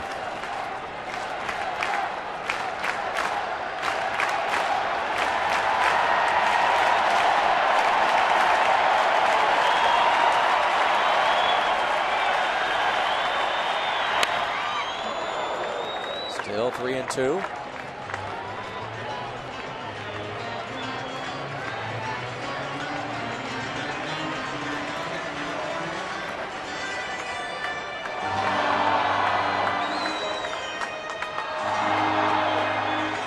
Byrd knows Stoltz better than any Pirate,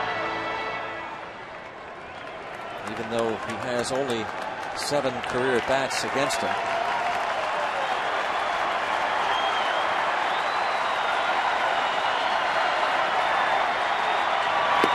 But Stoltz gets him. Eric Stoltz strikes out Marlon Byrd. Pirates strand 2. They're still down a couple.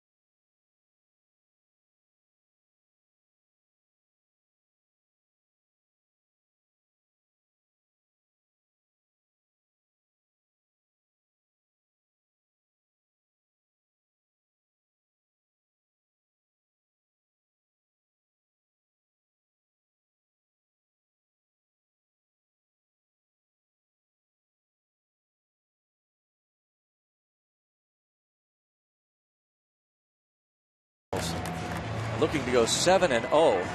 He is pitching into the 7th inning. He's allowed 2 hits. He and Ross Ohlendorf are 2 of the big stories for the Nats as they make this run. Vin Mazzaro on the mound for the Pirates now. Jeff Locke, 5 innings, 4 runs, 7 hits. He walked 3, struck out 5. Mazzaro in to hold the fort. See if the Pirates can do something to figure out Eric Stoltz. Legitimately, Stoltz could be pitching a shutout. Yeah. The slip by Blanks in right field. Bud Black checking with him. There's the veteran look. Yeah, sure, Skip, I'm fine. No big deal, no problem. His spot due up 3rd here in the inning. Can the Pirates get Ronnie Cedeno out? There's a strike.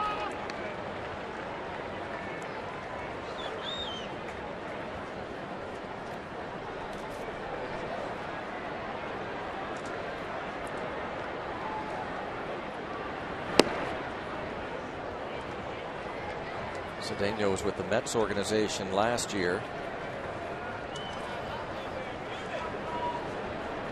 Played in only 78 games with the Mets. Is that when Reyes was hurt? I believe. Or no. Reyes wasn't with the Mets last year. 1 ball, 2 strikes. He's already gone.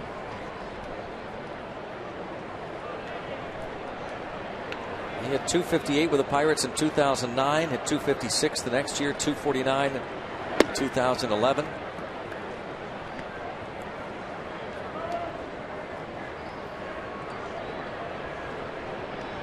Eight home runs, 38 RBIs in that 2010 campaign.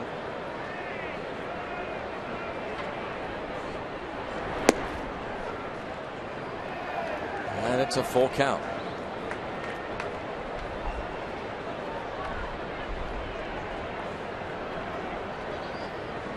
One thing for sure, we saw a lot of Cedeno did not walk a whole heck of a lot over the years.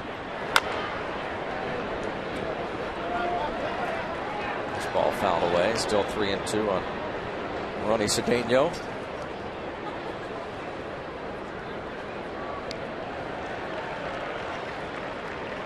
Cedeno has walked a total of 13 times this season.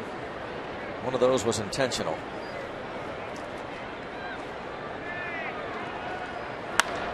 And to right field, another hit. Amazing. It is a Mezziga. Let's go downstairs to Robbie Ince-Mikowski. Well, you talk about nice gestures on Roberto Clemente Day. Andrew McCutchen today was having lunch at a local restaurant, and the people at the restaurant asked him to autograph a hat, which, of course, he's Andrew McCutchen. He's not going to say no. So he kindly did it. The hat was being used for charity to raise money for a local food bank. So the restaurant offered to comp Andrew's meal, and he did accept that, but he also said, listen, I can't just sit here and take a free meal. So what he did was he paid everyone else's tab on the patio at lunch today, a total of 15 tables. Wow. Where he paid for lunch. He wasn't recognized by everybody, but one person did. Took to social media to send a thank you to Andrew McCutchen for it, and he may find out after this game that he's been outed for his good gesture. But in a time when people, we may bring up other things, it's nice to mention the good deeds that a guy like that does. And Greg, as long as you've known Andrew McCutchen, I'm sure this does not come as a surprise to you that he would do that. That's an unbelievable stuff there, Robbie. Great work to find that out and to out Andrew McCutchen, who didn't expect a thank you from anybody in return. That's really cool. Yeah. The only thing we can add to that, Robbie, is that can you let us know where Andrew's going to have lunch tomorrow? Yeah, if you wouldn't mind. We'll be there. Always thinking, Blas.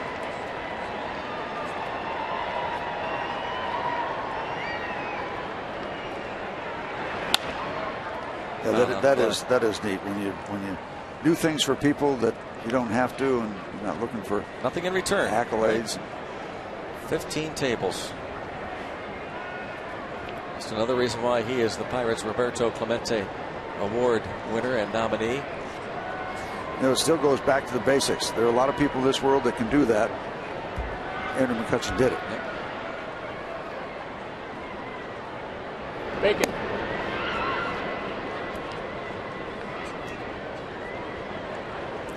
I think Andrew has grown into his place with this organization, in that he does a lot of things that he knows should be done. and he knows the right things to do. It comes down to that. He knows the right thing to do, and he does the right thing. And there's a strikeout looking of Nick Hundley. And we'll have a pinch hitter. Chris Robinson will bat for Eric Stoltz.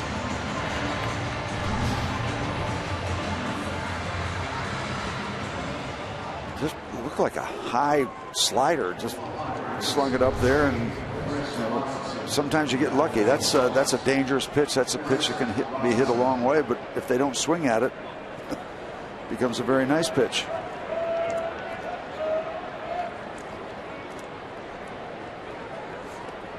So here is Chris Robinson.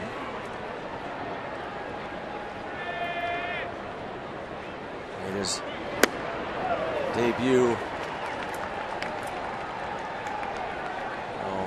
almost 2 weeks ago in the big leagues, recalled from AAA Tucson. Hit .316 with Tucson.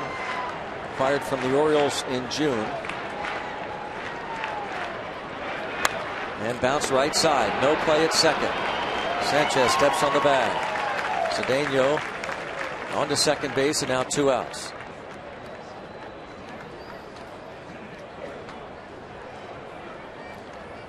Cedeno 3 of the 8 hits scored in the 4th.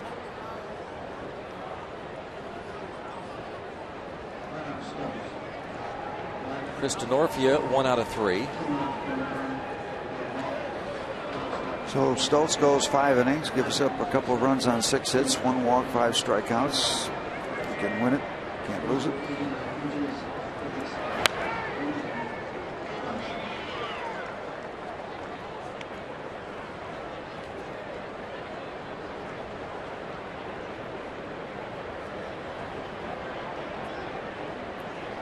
And 1 on Denorfia.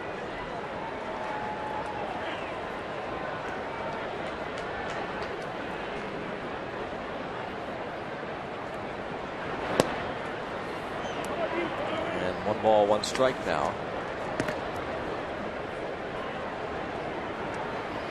Then Mazzaro. Talk things over here with Russell Martin. Clint Hurdle was pleased with what he saw of Mazzaro over the weekend. Saw Mazzaro pitch Friday night, 1 1/3 scoreless innings against the Chicago Cubs.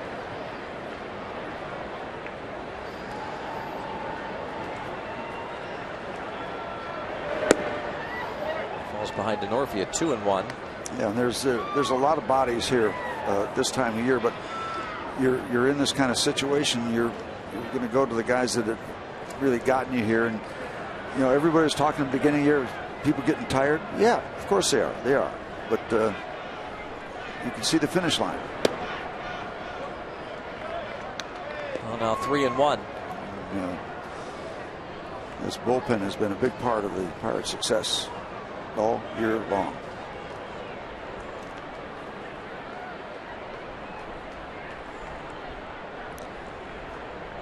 Parrott's got a buddy.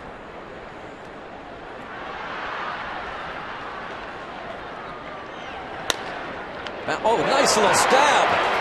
The no look behind the back. Vin Mazzaro puts up a scoreless 6th. Heading to the bottom half of inning number 6, the Pirates trailing the Padres by 2. Glove save.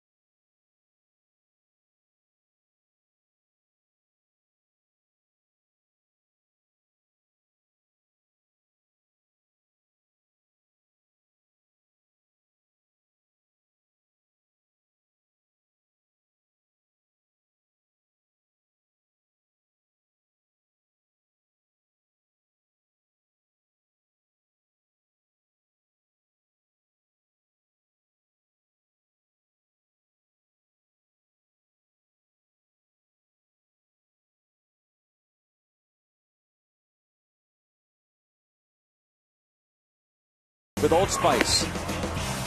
Eric Stoltz tonight, in his 5 innings, would pick up 5 strikeouts. And Jordy Mercer was one of them looking. None bigger than that one. Strikeout of Marlon Byrd with runners at first and second, 2 outs on the 3-2 pitch. Eric Stoltz goes 5, gives up 2 runs on 7 hits.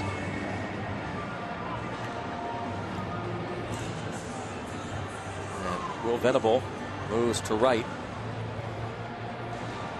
Alexi Amarista is now in center field and hitting second. That would be correct. Tim Has Stauffer to be hitting 6th or 9th. Yeah, Tim Stauffer, the new pitcher. averaging almost a strikeout per inning. 61 in 64 innings. Pirates looking to get the bats going. Scored 2, somewhat tainted. They'll take them, certainly. Did not score last night. Wake up the lumber. Justin Morneau bats for Gabby Sanchez against the veteran Tim Stauffer.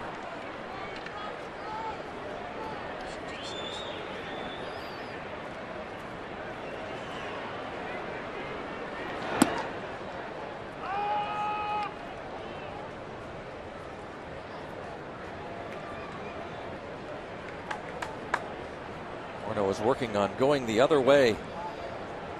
Early batting practice today, but he grounds this ball to the right side.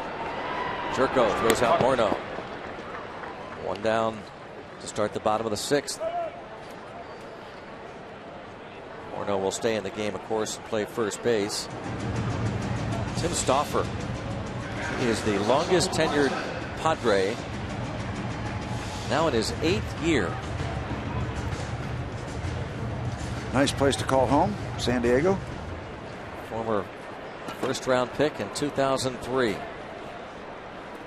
was the 4th overall choice that year at the University of Richmond.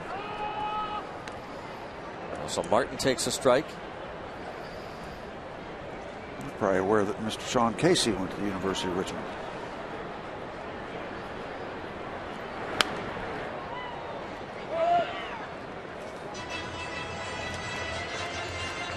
Brian Morris getting ready perhaps for the 7th.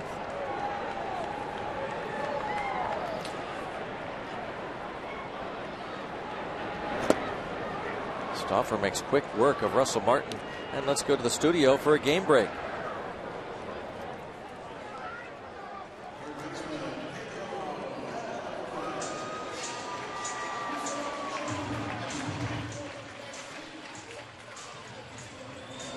All right, Rob, and the Reds are leading 5-0 after 3 in Houston. The Nationals still leading that game in D.C. 1-0 in the 8th over Atlanta, trying to sweep that day-night doubleheader. We need to catch up with some folks here tonight. Yeah. Time's a wasted. We are 2 outs in the bottom of the 6th inning. This offense collecting 7 hits, 2 runs tonight. Of course, nearly no hit last night by Andrew Kashner.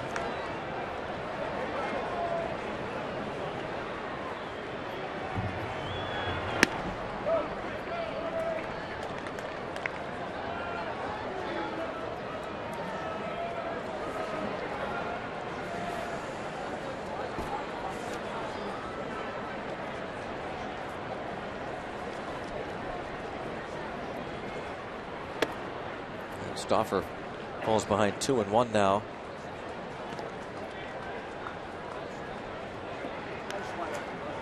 Mr. Kashner.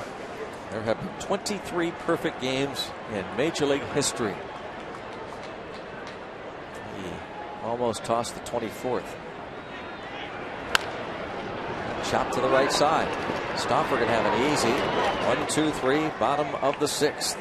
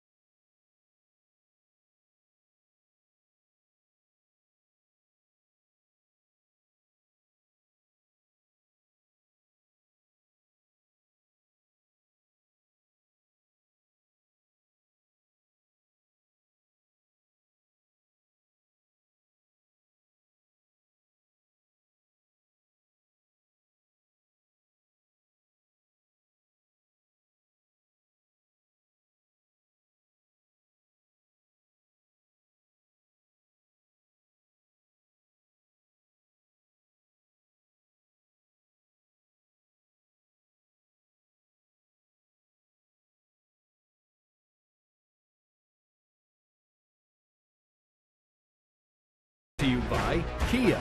To learn more, visit pghkiadealers.com. By Subway, where winners eat fresh. And by Day Automotive. We're going to make your day. Let's go, Bucks! It is Roberto Clemente Day. Baseball celebrates the memory of the great one. And not such a great score here. This has become a pattern, Steve, since PNC Park Open. The pesky Padres. They are 29-10 all time against the Pirates here in Pittsburgh. The Pirates trailing by a couple. Brian Morris will try and keep it a 2-run deficit. He follows Mazzaro, who followed Lott. Mazzaro threw up a 0, giving up a hit, recording a strikeout. But it's getting late in this ball game. Now, do we know whether Houston Street, the closer, is He's not here tonight.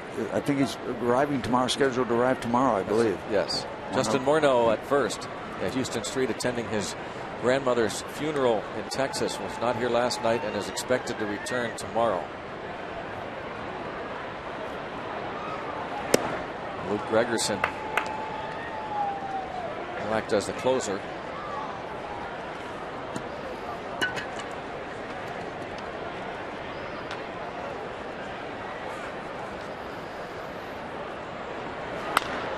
Bounce to first. There's Morneau.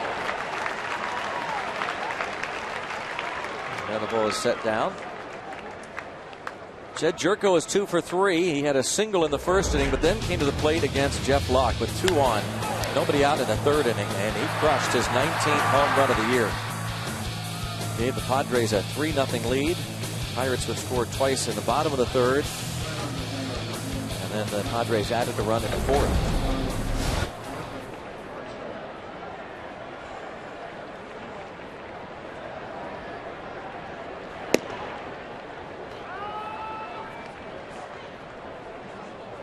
Tomorrow Tyson Ross pitches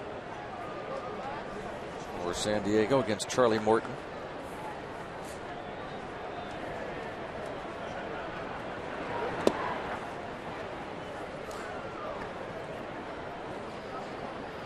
Charlie Morton set to go tomorrow night.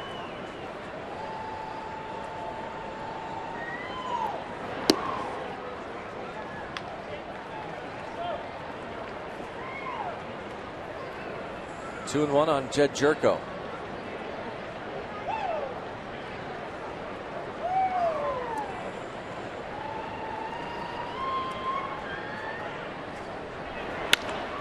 Off the glove, and this is going to pose problems, perhaps. Safe at first.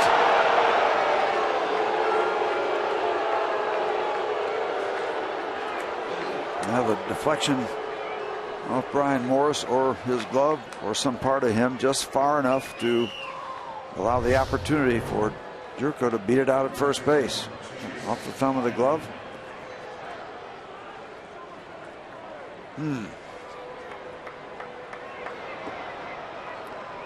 Let's see how close. Very close. Well, I'll say. Could have got the call, but we didn't.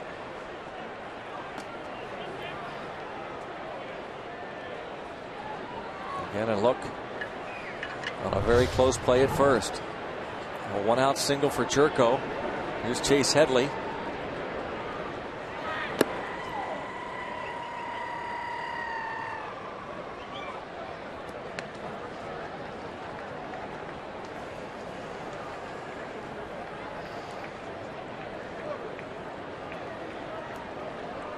Headley now batting from the left side against the righty Brian Morris.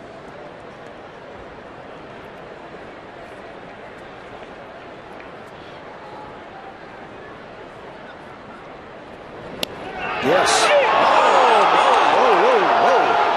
Another close call that the Pirates didn't get. Now that one is going to cause Clint Hurdle to argue with Tim Mulkey. And you saw Morneau, who usually a pretty mild-mannered guy, say absolutely not.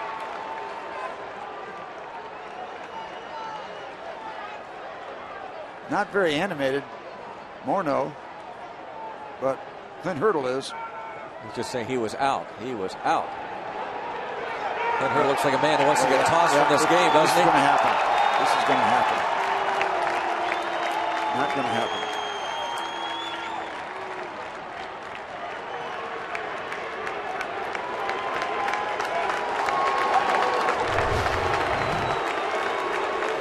The hesitation, the throw is in time. And Justin saying he got the tag down there on the hand. Ready to throw the ball around the infield. And Tim Wilkie saying he got the hand in there in time. He makes the final decision.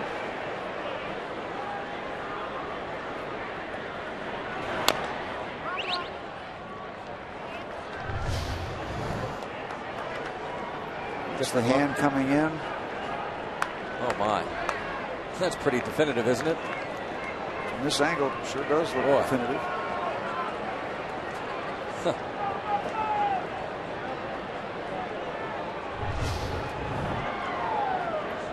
One ball, one strike.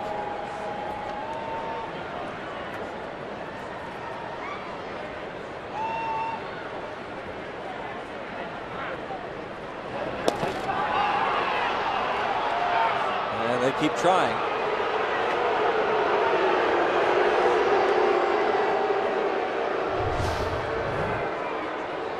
Quick throw and an accurate throw. That, I mean,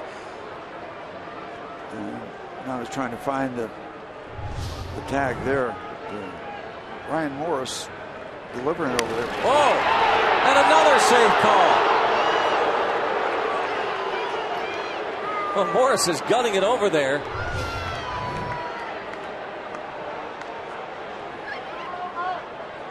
And that's close. Man, that is close. Wow. I think he's got him there. Too. It's almost like Welke's just determined not to call him out now. 2-1 on Headley.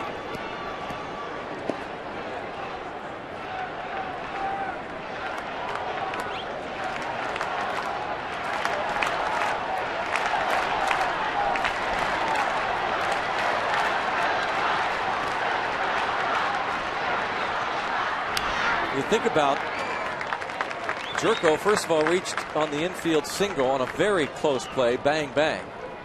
He got that call, and 3 very close pickoffs, all going the way of the Padres. And we've talked about this before. You not only have to be quick, but you got to be accurate with that throw. It's got to be right down there, so it's an easy tag for your first baseman. And Brian Morris has delivered pretty well in both of those areas.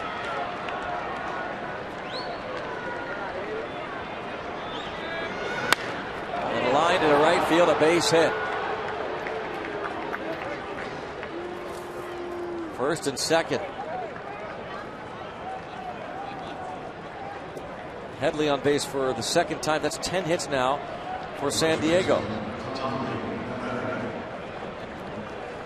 You need that Brian Morris ground ball. He's thrown a lot of them.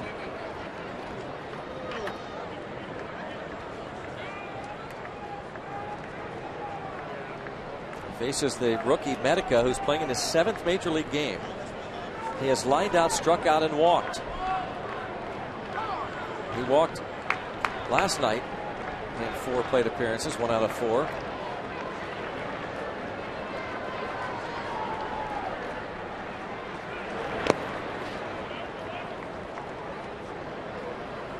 Jumping around in the Pirate bullpen again, getting busy. As the clock thickens here in the top of the 7th. There's Jared Hughes. Not wasting any time.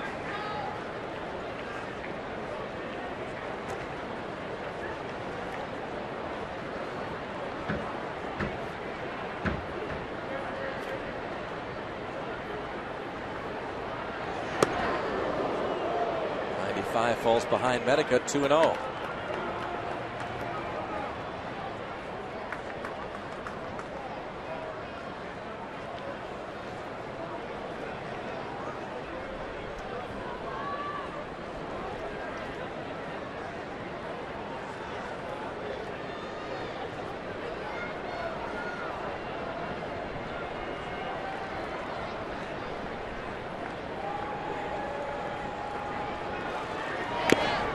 2-1.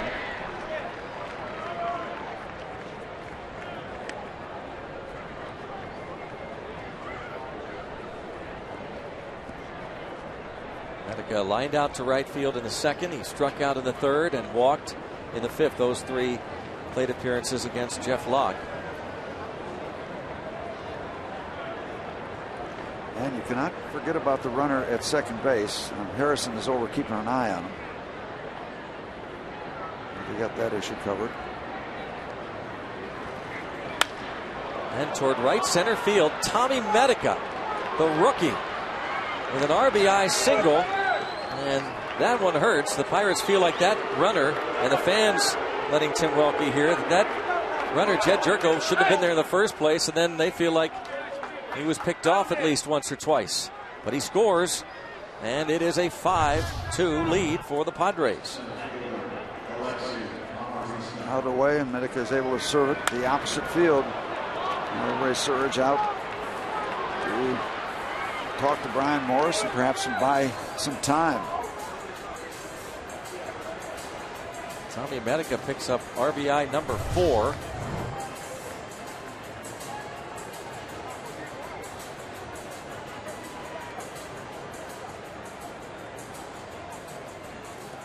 Brian Morris, after getting the first out, gives up 3 consecutive hits.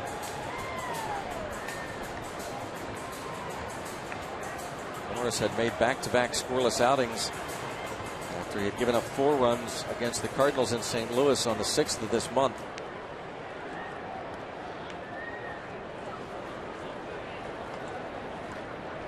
The batter is Alexi Amarista, his first at bat.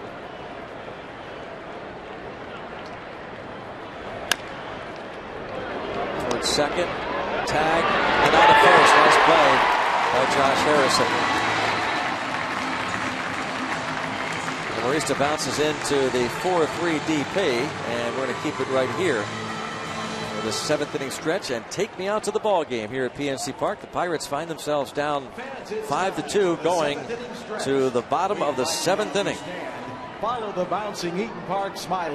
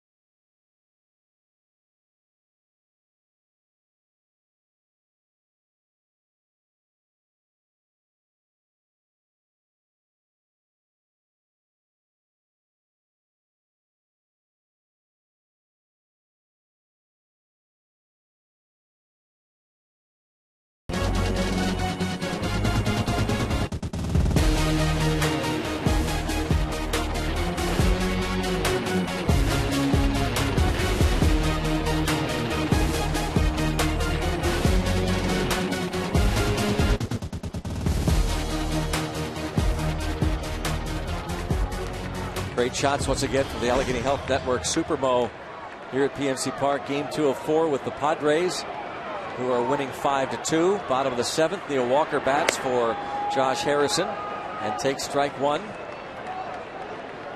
from the veteran righty Tim Stauffer. Walker will stay in the game to play second. Garrett Jones on deck to pinch hit for Morris. This ball line foul. We got a note from Lizzie Brown. She is on hand here tonight with many of the folks from Best Buddies, a great nonprofit organization working with individuals with disabilities. All fouled out of play by Neil Walker.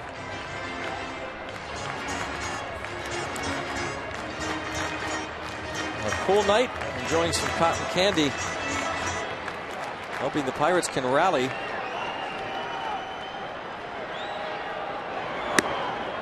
And down goes Walker. 4 up, 4 down for Stauffer.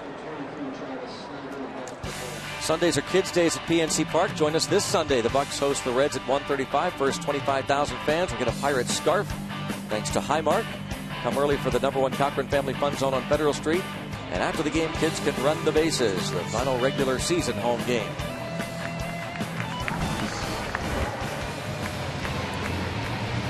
Wild guess at that is her first game, huh? Mm-hmm. And Travis Snyder is going to pinch hit rather than Garrett Jones. If Walker had reached, then Hurdle would have gone to Jones. And a bouncing ball, and that's a fair ball, and Snyder is retired. I'll tell you, there have just been a ton of routine outs off Pirate bats. And they're in one of those funks right now. 2 outs, nobody on. Starling Marte comes to the plate. Marte, his first game as a hitter for a start, as flied out, struck out, and reached on a bunt single. Just 2 runners in the last 3 2/3 innings. Yeah. Cold evening, cold bats. One was a bunt single, one was the walk. Those 2 base runners in the 5th inning off Eric Stoltz.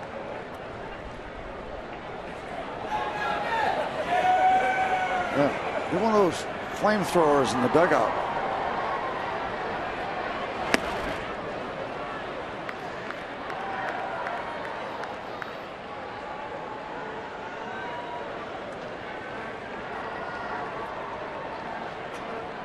Nationals are now leading 4-0 over Atlanta in the ninth. Ooh! Marte hit by the pitch. A fastball. Got him. Still among the league leaders, the top man in terms of being hit by pitches despite missing a month. Hope he didn't get hit near that hand. Nope, up on the shoulder.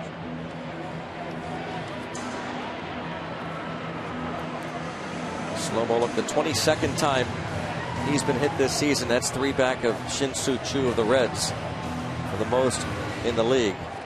So Stauffer, of course, not looking to do that. Well, maybe we can get some 2-out magic. Humble beginnings. Garrett Jones will pinch hit. See those numbers.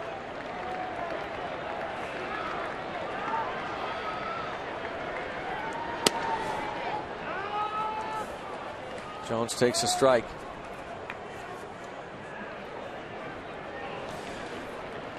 Stauffer has given up 6 home runs.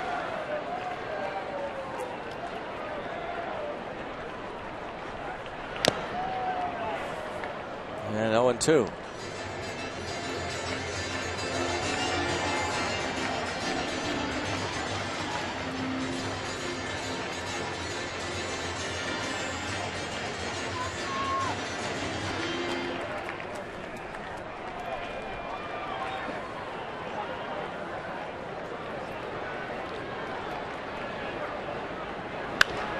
Just reaching it out and slowly hitting it to the shortstop. Cedeno on to first. And the Pirates down to the last 2 innings, trailing by 3.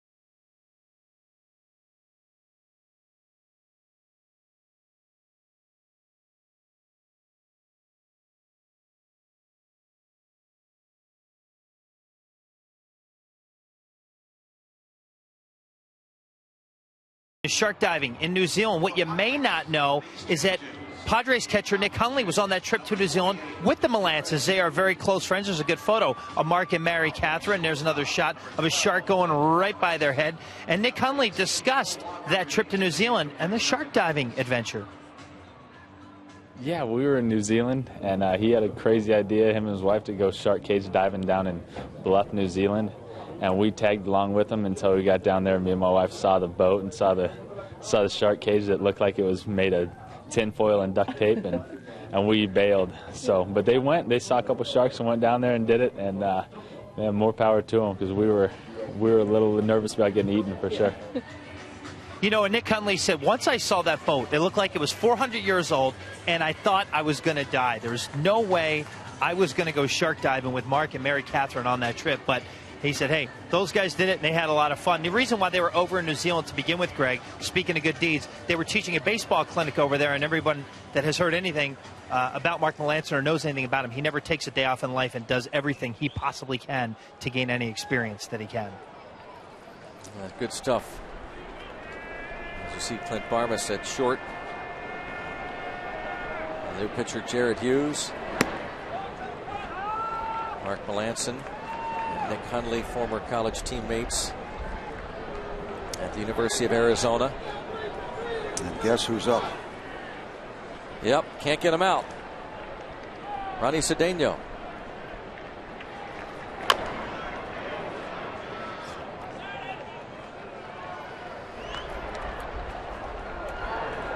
In case he is needed in the ninth, he goes through his 8th inning routine. Silhouette throwing.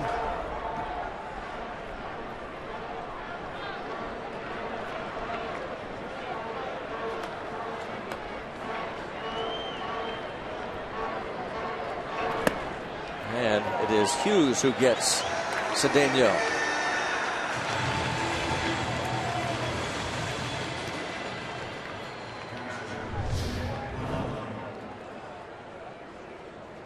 Breaking ball down underneath the strike zone. We have seen that all summer long. Swings and misses over Pirate pitches.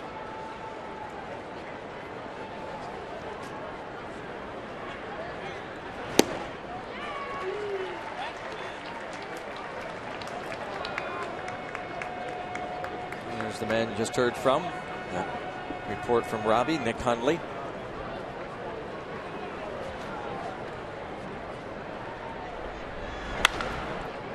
Shortstop Barmas.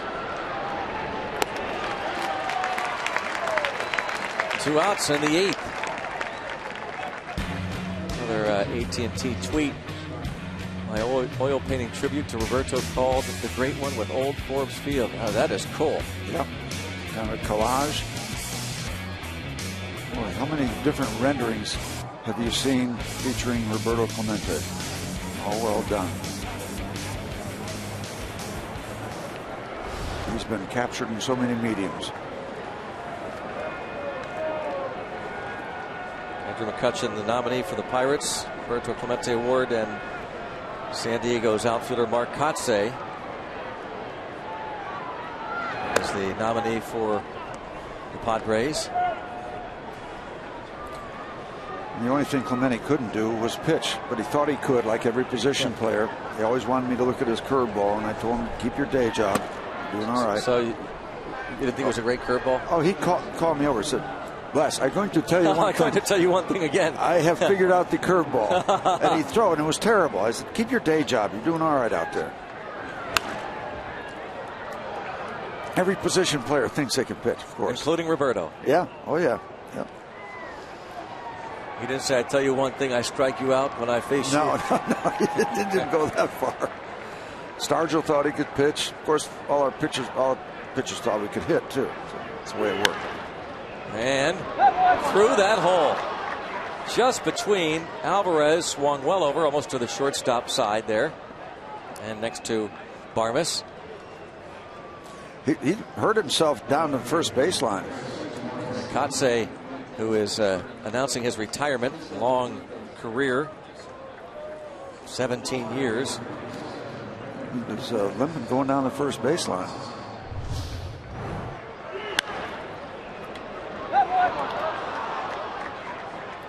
know if he went up to the plate with a bad leg or just pulled something. Been reduced to mainly pinch hitting.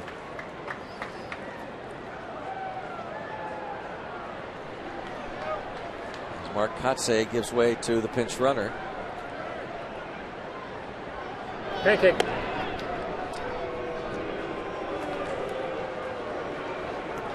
Eamon Fuentes.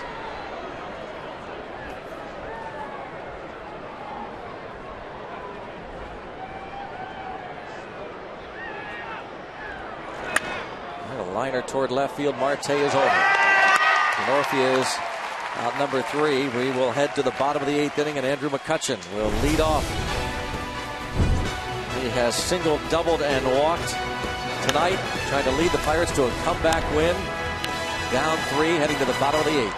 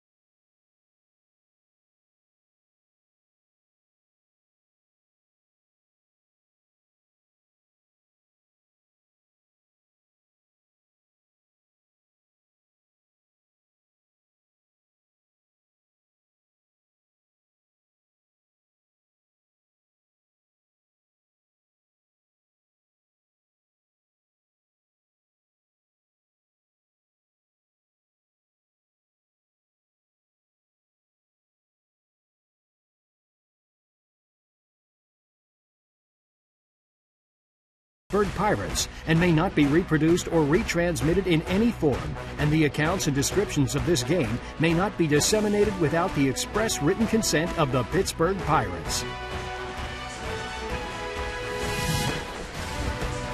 Pirates trail 5-2. Going to the bottom of the 8th inning. Kids haven't lost faith. No. More enthusiasm. And Nick Vincent, who has worked scoreless ball in 33 of his 39 outings, takes over. Andrew McCutchen leads off. And a fly ball toward left. And Denorfia, nearing the seats, makes the catch. It's right now one of those skids of routine out after routine out.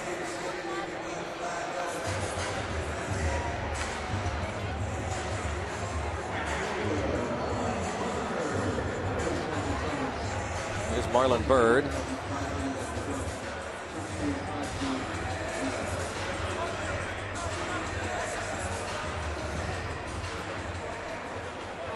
Byrd 1 for 3 with a couple of strikeouts. 22,500, hoping that the Pirates can do something late. 22,520, I think. 22,520. And boy, the Cardinals are taking it to the Rockies. The scoreboard is not looking good. No. Not here, not anywhere.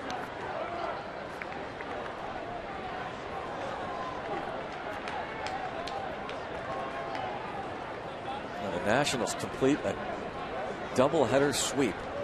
Wow. Of the Atlanta Braves.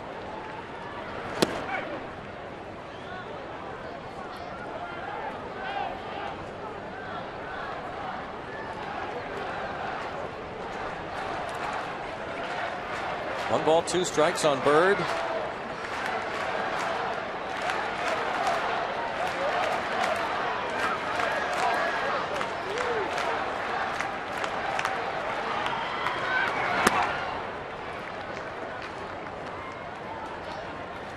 That's the look.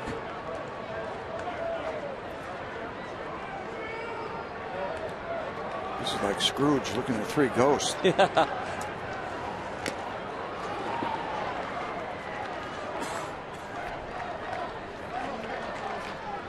Bird's base hit in the 3rd.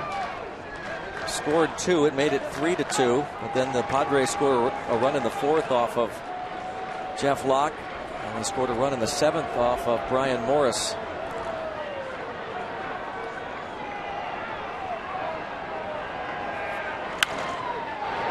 And there is Cedeno with a play to first, and he did it again.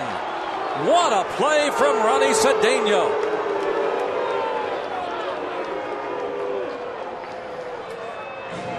Those are the kind of plays he's capable of. And you got to tip your cap there. That was pretty sensational.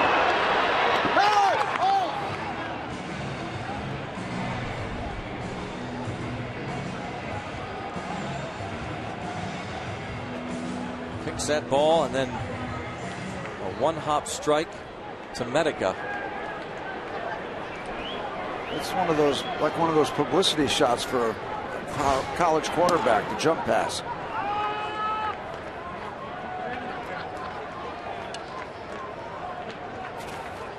He's had himself a night.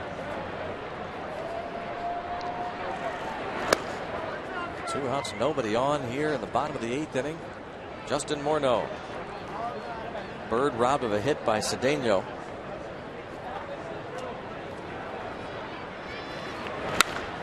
And bounce to 3rd. Dropped by Headley, recovers, throws to 1st, and gets Morneau, and the Pirates go down in order.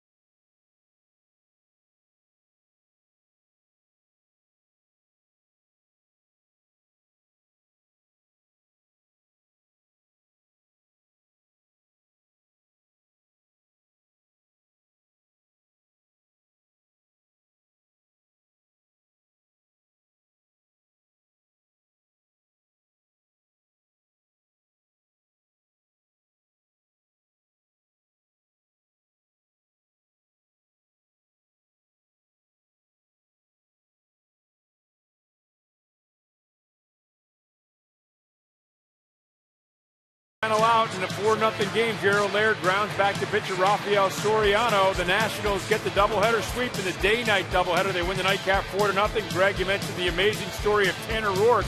He improves to 7-0 for the Nats. That is unbelievable. So Davey Johnson's club sweeps the doubleheader. The Nats have won 10 of 11 with 11 games left. The Braves have lost 9 of 13, though they still lead the division by 8 games over Washington, even despite the sweep. The crazy things that are going to happen over the next less than 2 weeks. Brace yourself.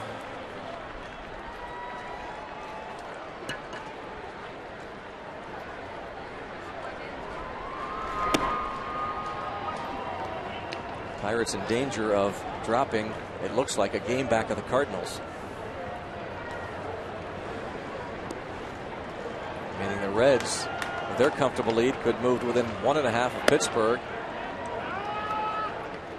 And here come the Nationals. Pirates' magic number to clinch a playoff spot is still at 6. It was at 6 yesterday.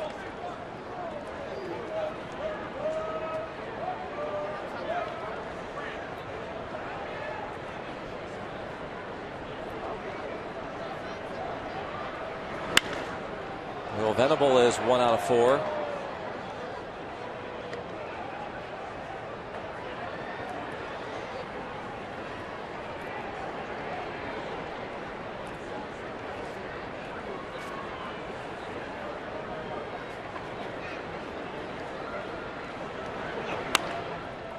And that one might drop in for Venable. It will.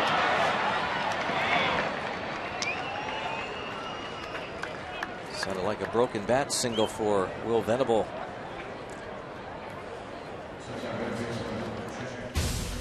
And a look at the road ahead for the Pirates, brought to you by Nissan. Tomorrow, Tyson Ross, 3-8, an ERA of 3.29. Charlie Morton, 4-1 in his last 8 starts. And then the final game of the series on Thursday afternoon, Ian Kennedy against Garrett Cole.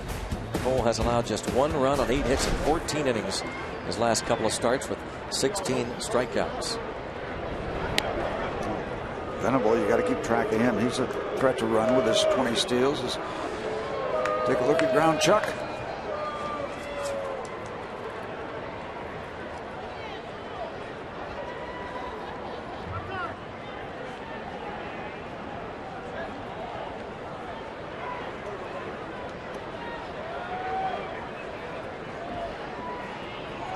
Jerko, that home run in the 3rd, still looms as the big hit of this game.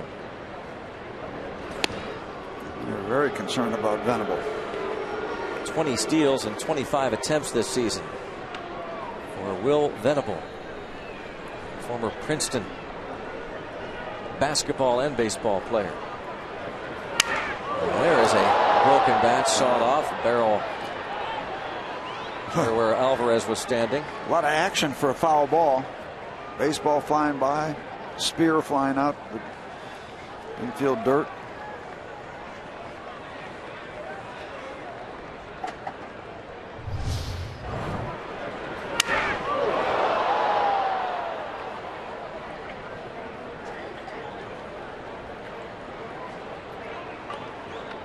Get away from that thing.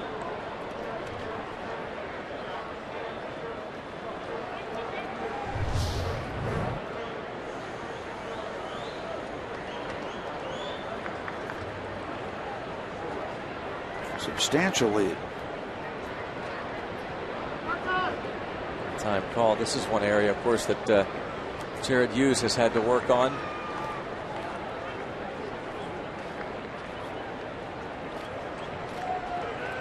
More to it than just getting the guy at the plate.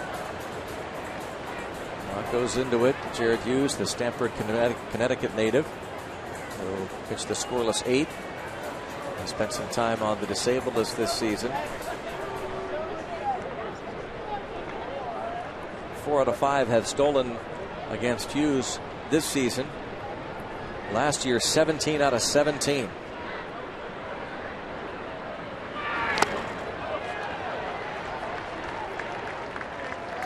There's that good bite on that sinking fastball. That's his signature. When he's pitching well, you'll see a lot of that. And we probably told you about what a great guy Jared Hughes is. He changes his demeanor once he gets to the mound. To shallow right. Marlon Byrd should be easy.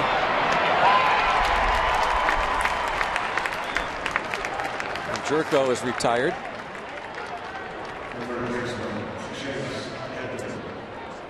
And the batter, Chase Headley.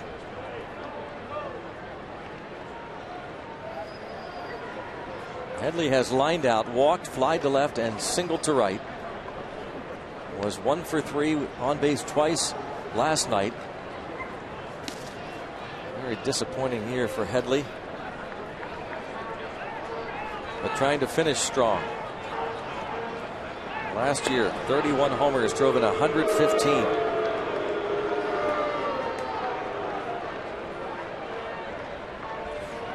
Heard his name bandied around a good bit for MVP possibilities.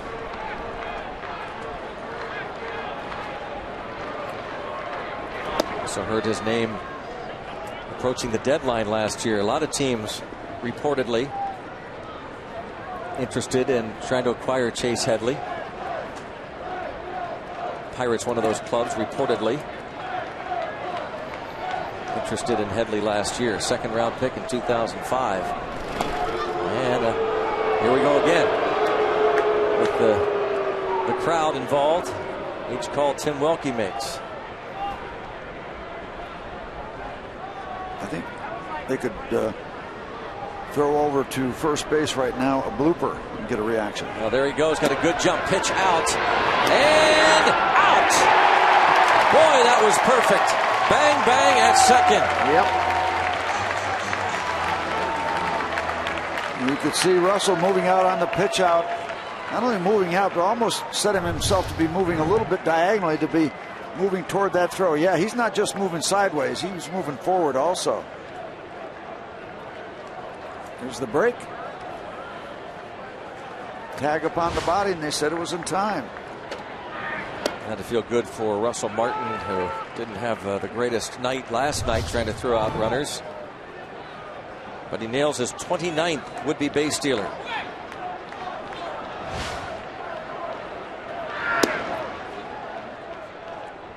That's always an interesting call when the tag is applied up on the body and the foot is close to the bag. Follow through doesn't have to look pretty. Russell, you got it done.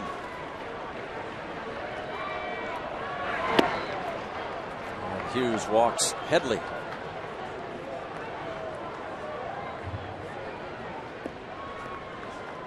Headley aboard for the third time tonight. Jeff Locke walked 3 in his 5 innings. Vin Mazzaro pitched a scoreless 6th. Brian Morris gave up a run on 3 hits in the 7th. And Jared Hughes, with his second inning of work, pitched a scoreless 8th.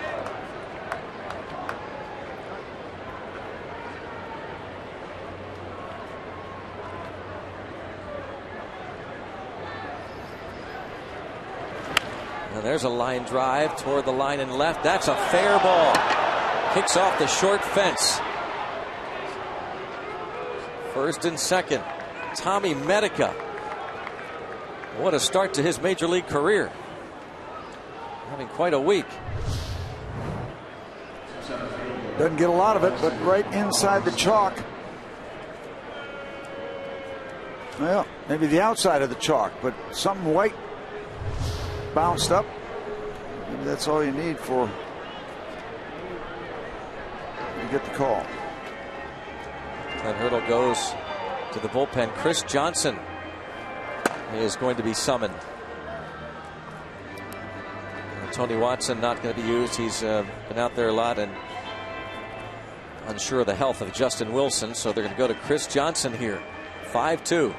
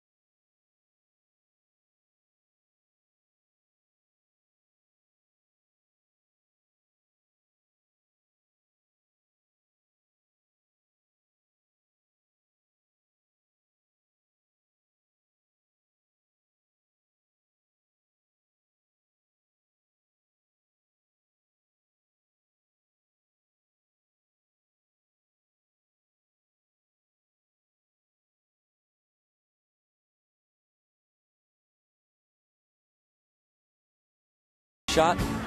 Neat comment here from AJM 227. A bridge, a wall, a legacy. Covers a lot of ground.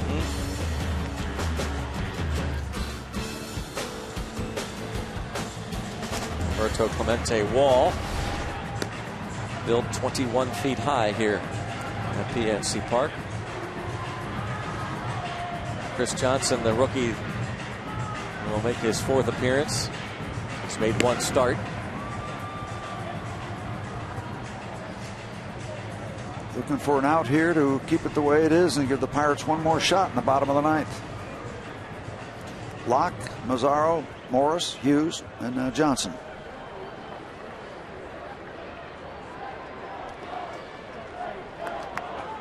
Johnson threw a simulated game the other day. He hasn't thrown in a game for 11 days, so they're trying to find ways, creative ways, as Clint Hurdle says, to find these guys some work in case they are needed. Well, the thing in other years when there hasn't been anything on the line, you can be much more creative in terms of distribution. Or I guess maybe you wouldn't have to be as creative, but you're going to go with your horses right now for the most part, unless you get in these kind of situations. And again, Justin Wilson, last time we saw him, his velocity was down when he pitched on Friday. Busy night for Russell. Clint Hurdle said the importance is to make sure Justin Wilson is healthy, so he is not going to pitch tonight. 1 ball, 1 strike on Alexi Amarista. Bounced into a double play in the 7th.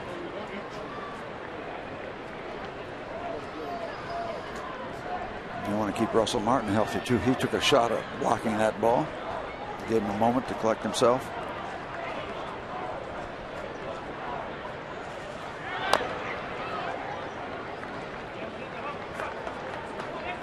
Two outs, 1 ball, 2 strikes to count on Amarista.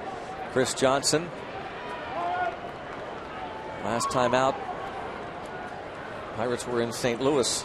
He pitched a couple of scoreless innings in relief of A.J. Burnett.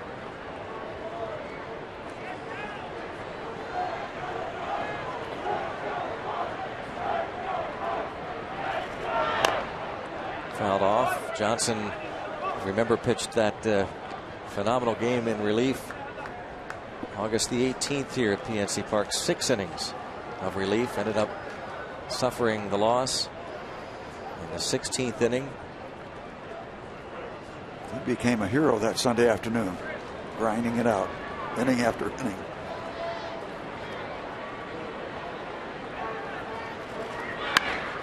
Reaching out and fouling that one out of play. And we talked to Johnson the other day about that outing and how he had come on in relief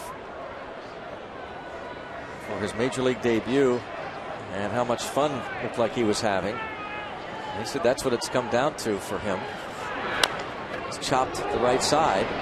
Johnson will swipe it, pick it up, and step on the bag for the out. Go to the bottom of the 9th inning. Padres are leading at 5-2.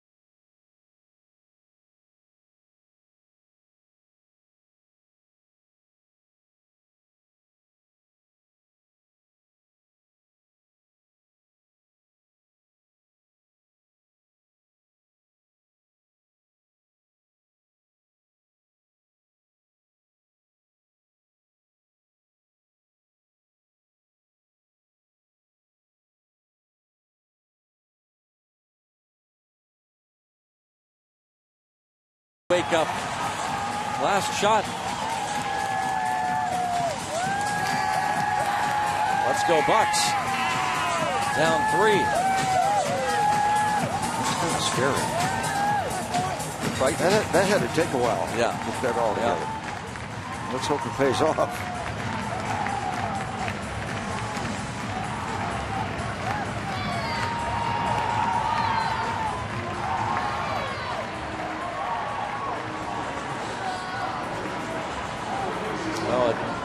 Is a safe situation, but the closer we mentioned earlier, Houston Street, is attending his grandmother's funeral, so Luke Gregerson will try and get the save for Eric Stoltz. Very good control, and yet another strong arm out of a major league bullpen, striking out an inning, or a batter an inning. This is Slider Man, Luke Gregerson. Man. This is Captain one of the more Slider. frustrating things you'll ever see. This Gregerson slider, it looks like you can whack it, but nobody seems to be able to hit it. Russell Martin leads off the bottom of the 9th. All 1.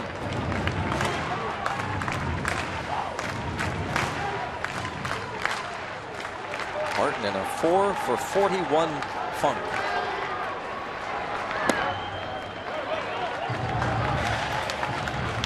Mentioned the good control of Gregerson. Just get started with a free pass. Anything to get something going.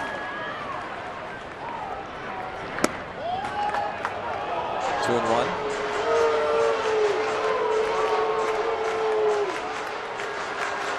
All right, orders a jacket with the sleeve length, the right arm a lot longer than the left arm. Keep twisting that elbow, twisting that shoulder. 2 and 2 now. Gregerson, the 29-year-old Park Ridge, Illinois native. 4th pitcher of the evening for the Friars. Stoltz, Stauffer, Vincent, the scoreless inning. Quick 1, 2, 3 in the 8th, and now Gregerson to try to put a lid on it for the Pods. And a 1 hop to Headley. So Martin 0 for 4. Pirates have had 1 hit since the 3rd inning, and that was a bunt single by Starling Marte.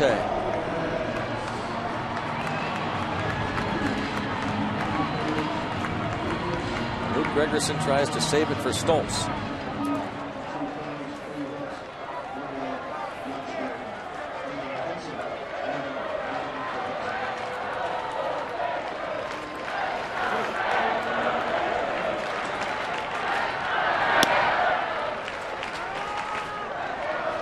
Strike 1.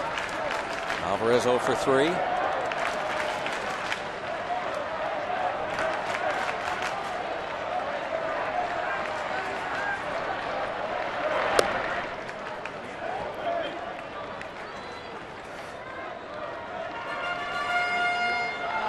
Tyson Ross tomorrow, looking as though the Padres are going to be 2 up on the Pirates in this 4-game series. An easy ground ball to Cedeno.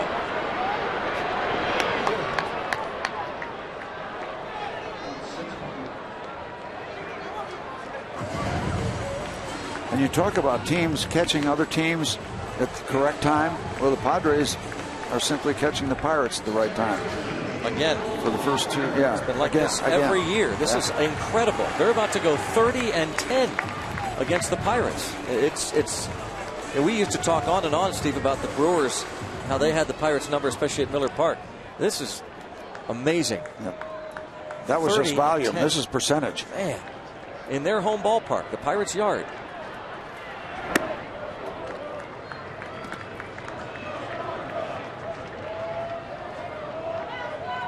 Five-2, 2 outs, nobody on.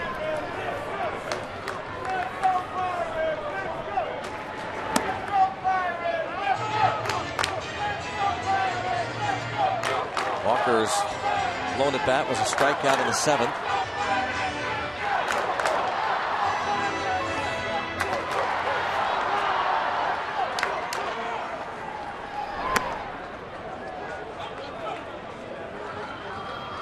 Gregerson is looking for his 4th save.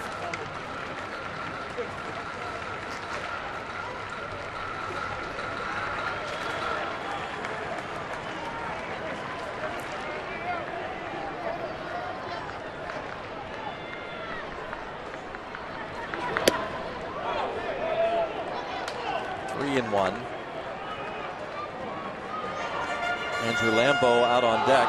He would pinch hit if Walker were to reach.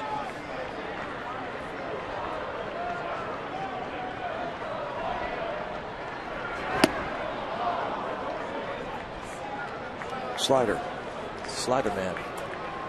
And he gets 2 strikes on a batter. Pretty much forget it. He's going back to that slider. Luke Gregerson.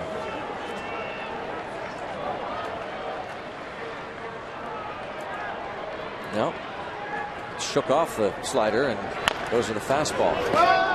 3-2.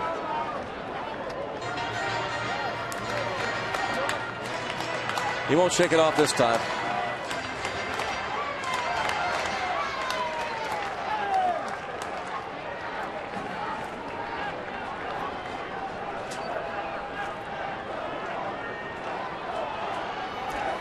Okay, what's the call going to be here, Greg? 3 fingers. Yep. It's a lock. And just missed. The Pirates have some life here. 2-out base runner. Andrew Lambeau will pinch hit.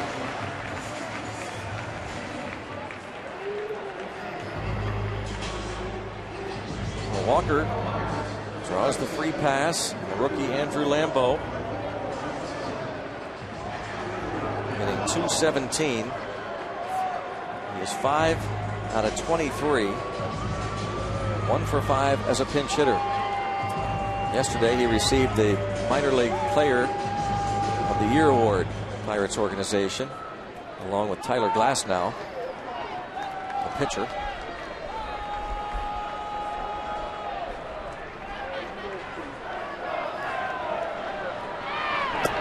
They will give Walker second base.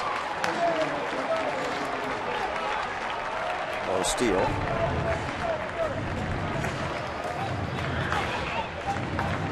Lambeau tries to be patient here against Gregerson.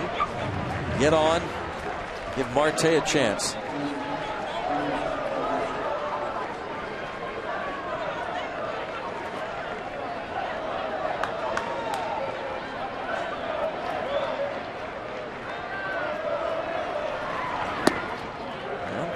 Ball 2.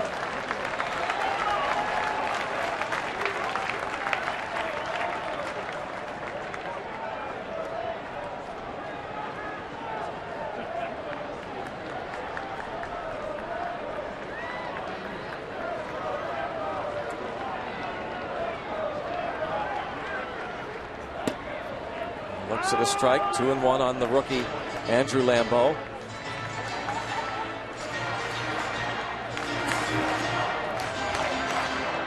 Four out of 10 his last 6 games.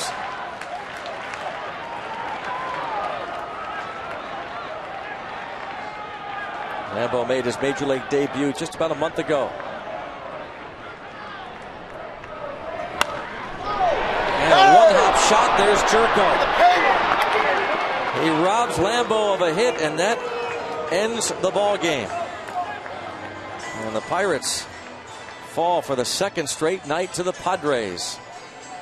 And again, lack of offense. They got pretty much 2 tainted runs early in the ball game, and that was it.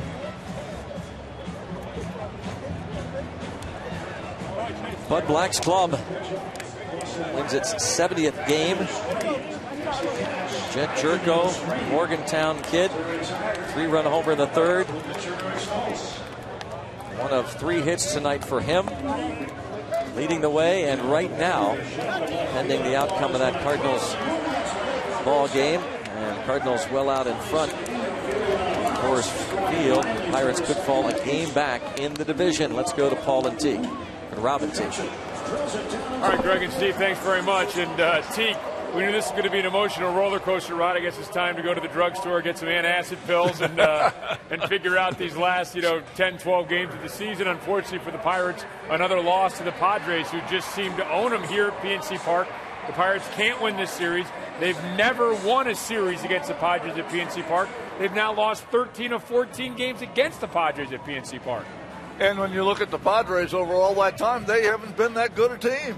Now, it's just one of those things that you can't figure out. But, as has been the case even in the Cubs series when the Pirates won 3 out of 4, the lack of offensive support for the pitching staff. The pitching staff was good enough to win 3 out of 4 in that Cubs series, but not so far this series. They haven't pitched as well, and the offense hasn't been able to pick them up whatsoever. In fact, as Steve just mentioned, the 2 runs that they got tonight were because blanks fell down in right field, or else they don't even get those 2. Yep, and a big reason for the Padres' success is our player of the game, brought to you by your Western PA Honda dealers, and that player is Morgantown's Jed Jerko, who went 3 for 5.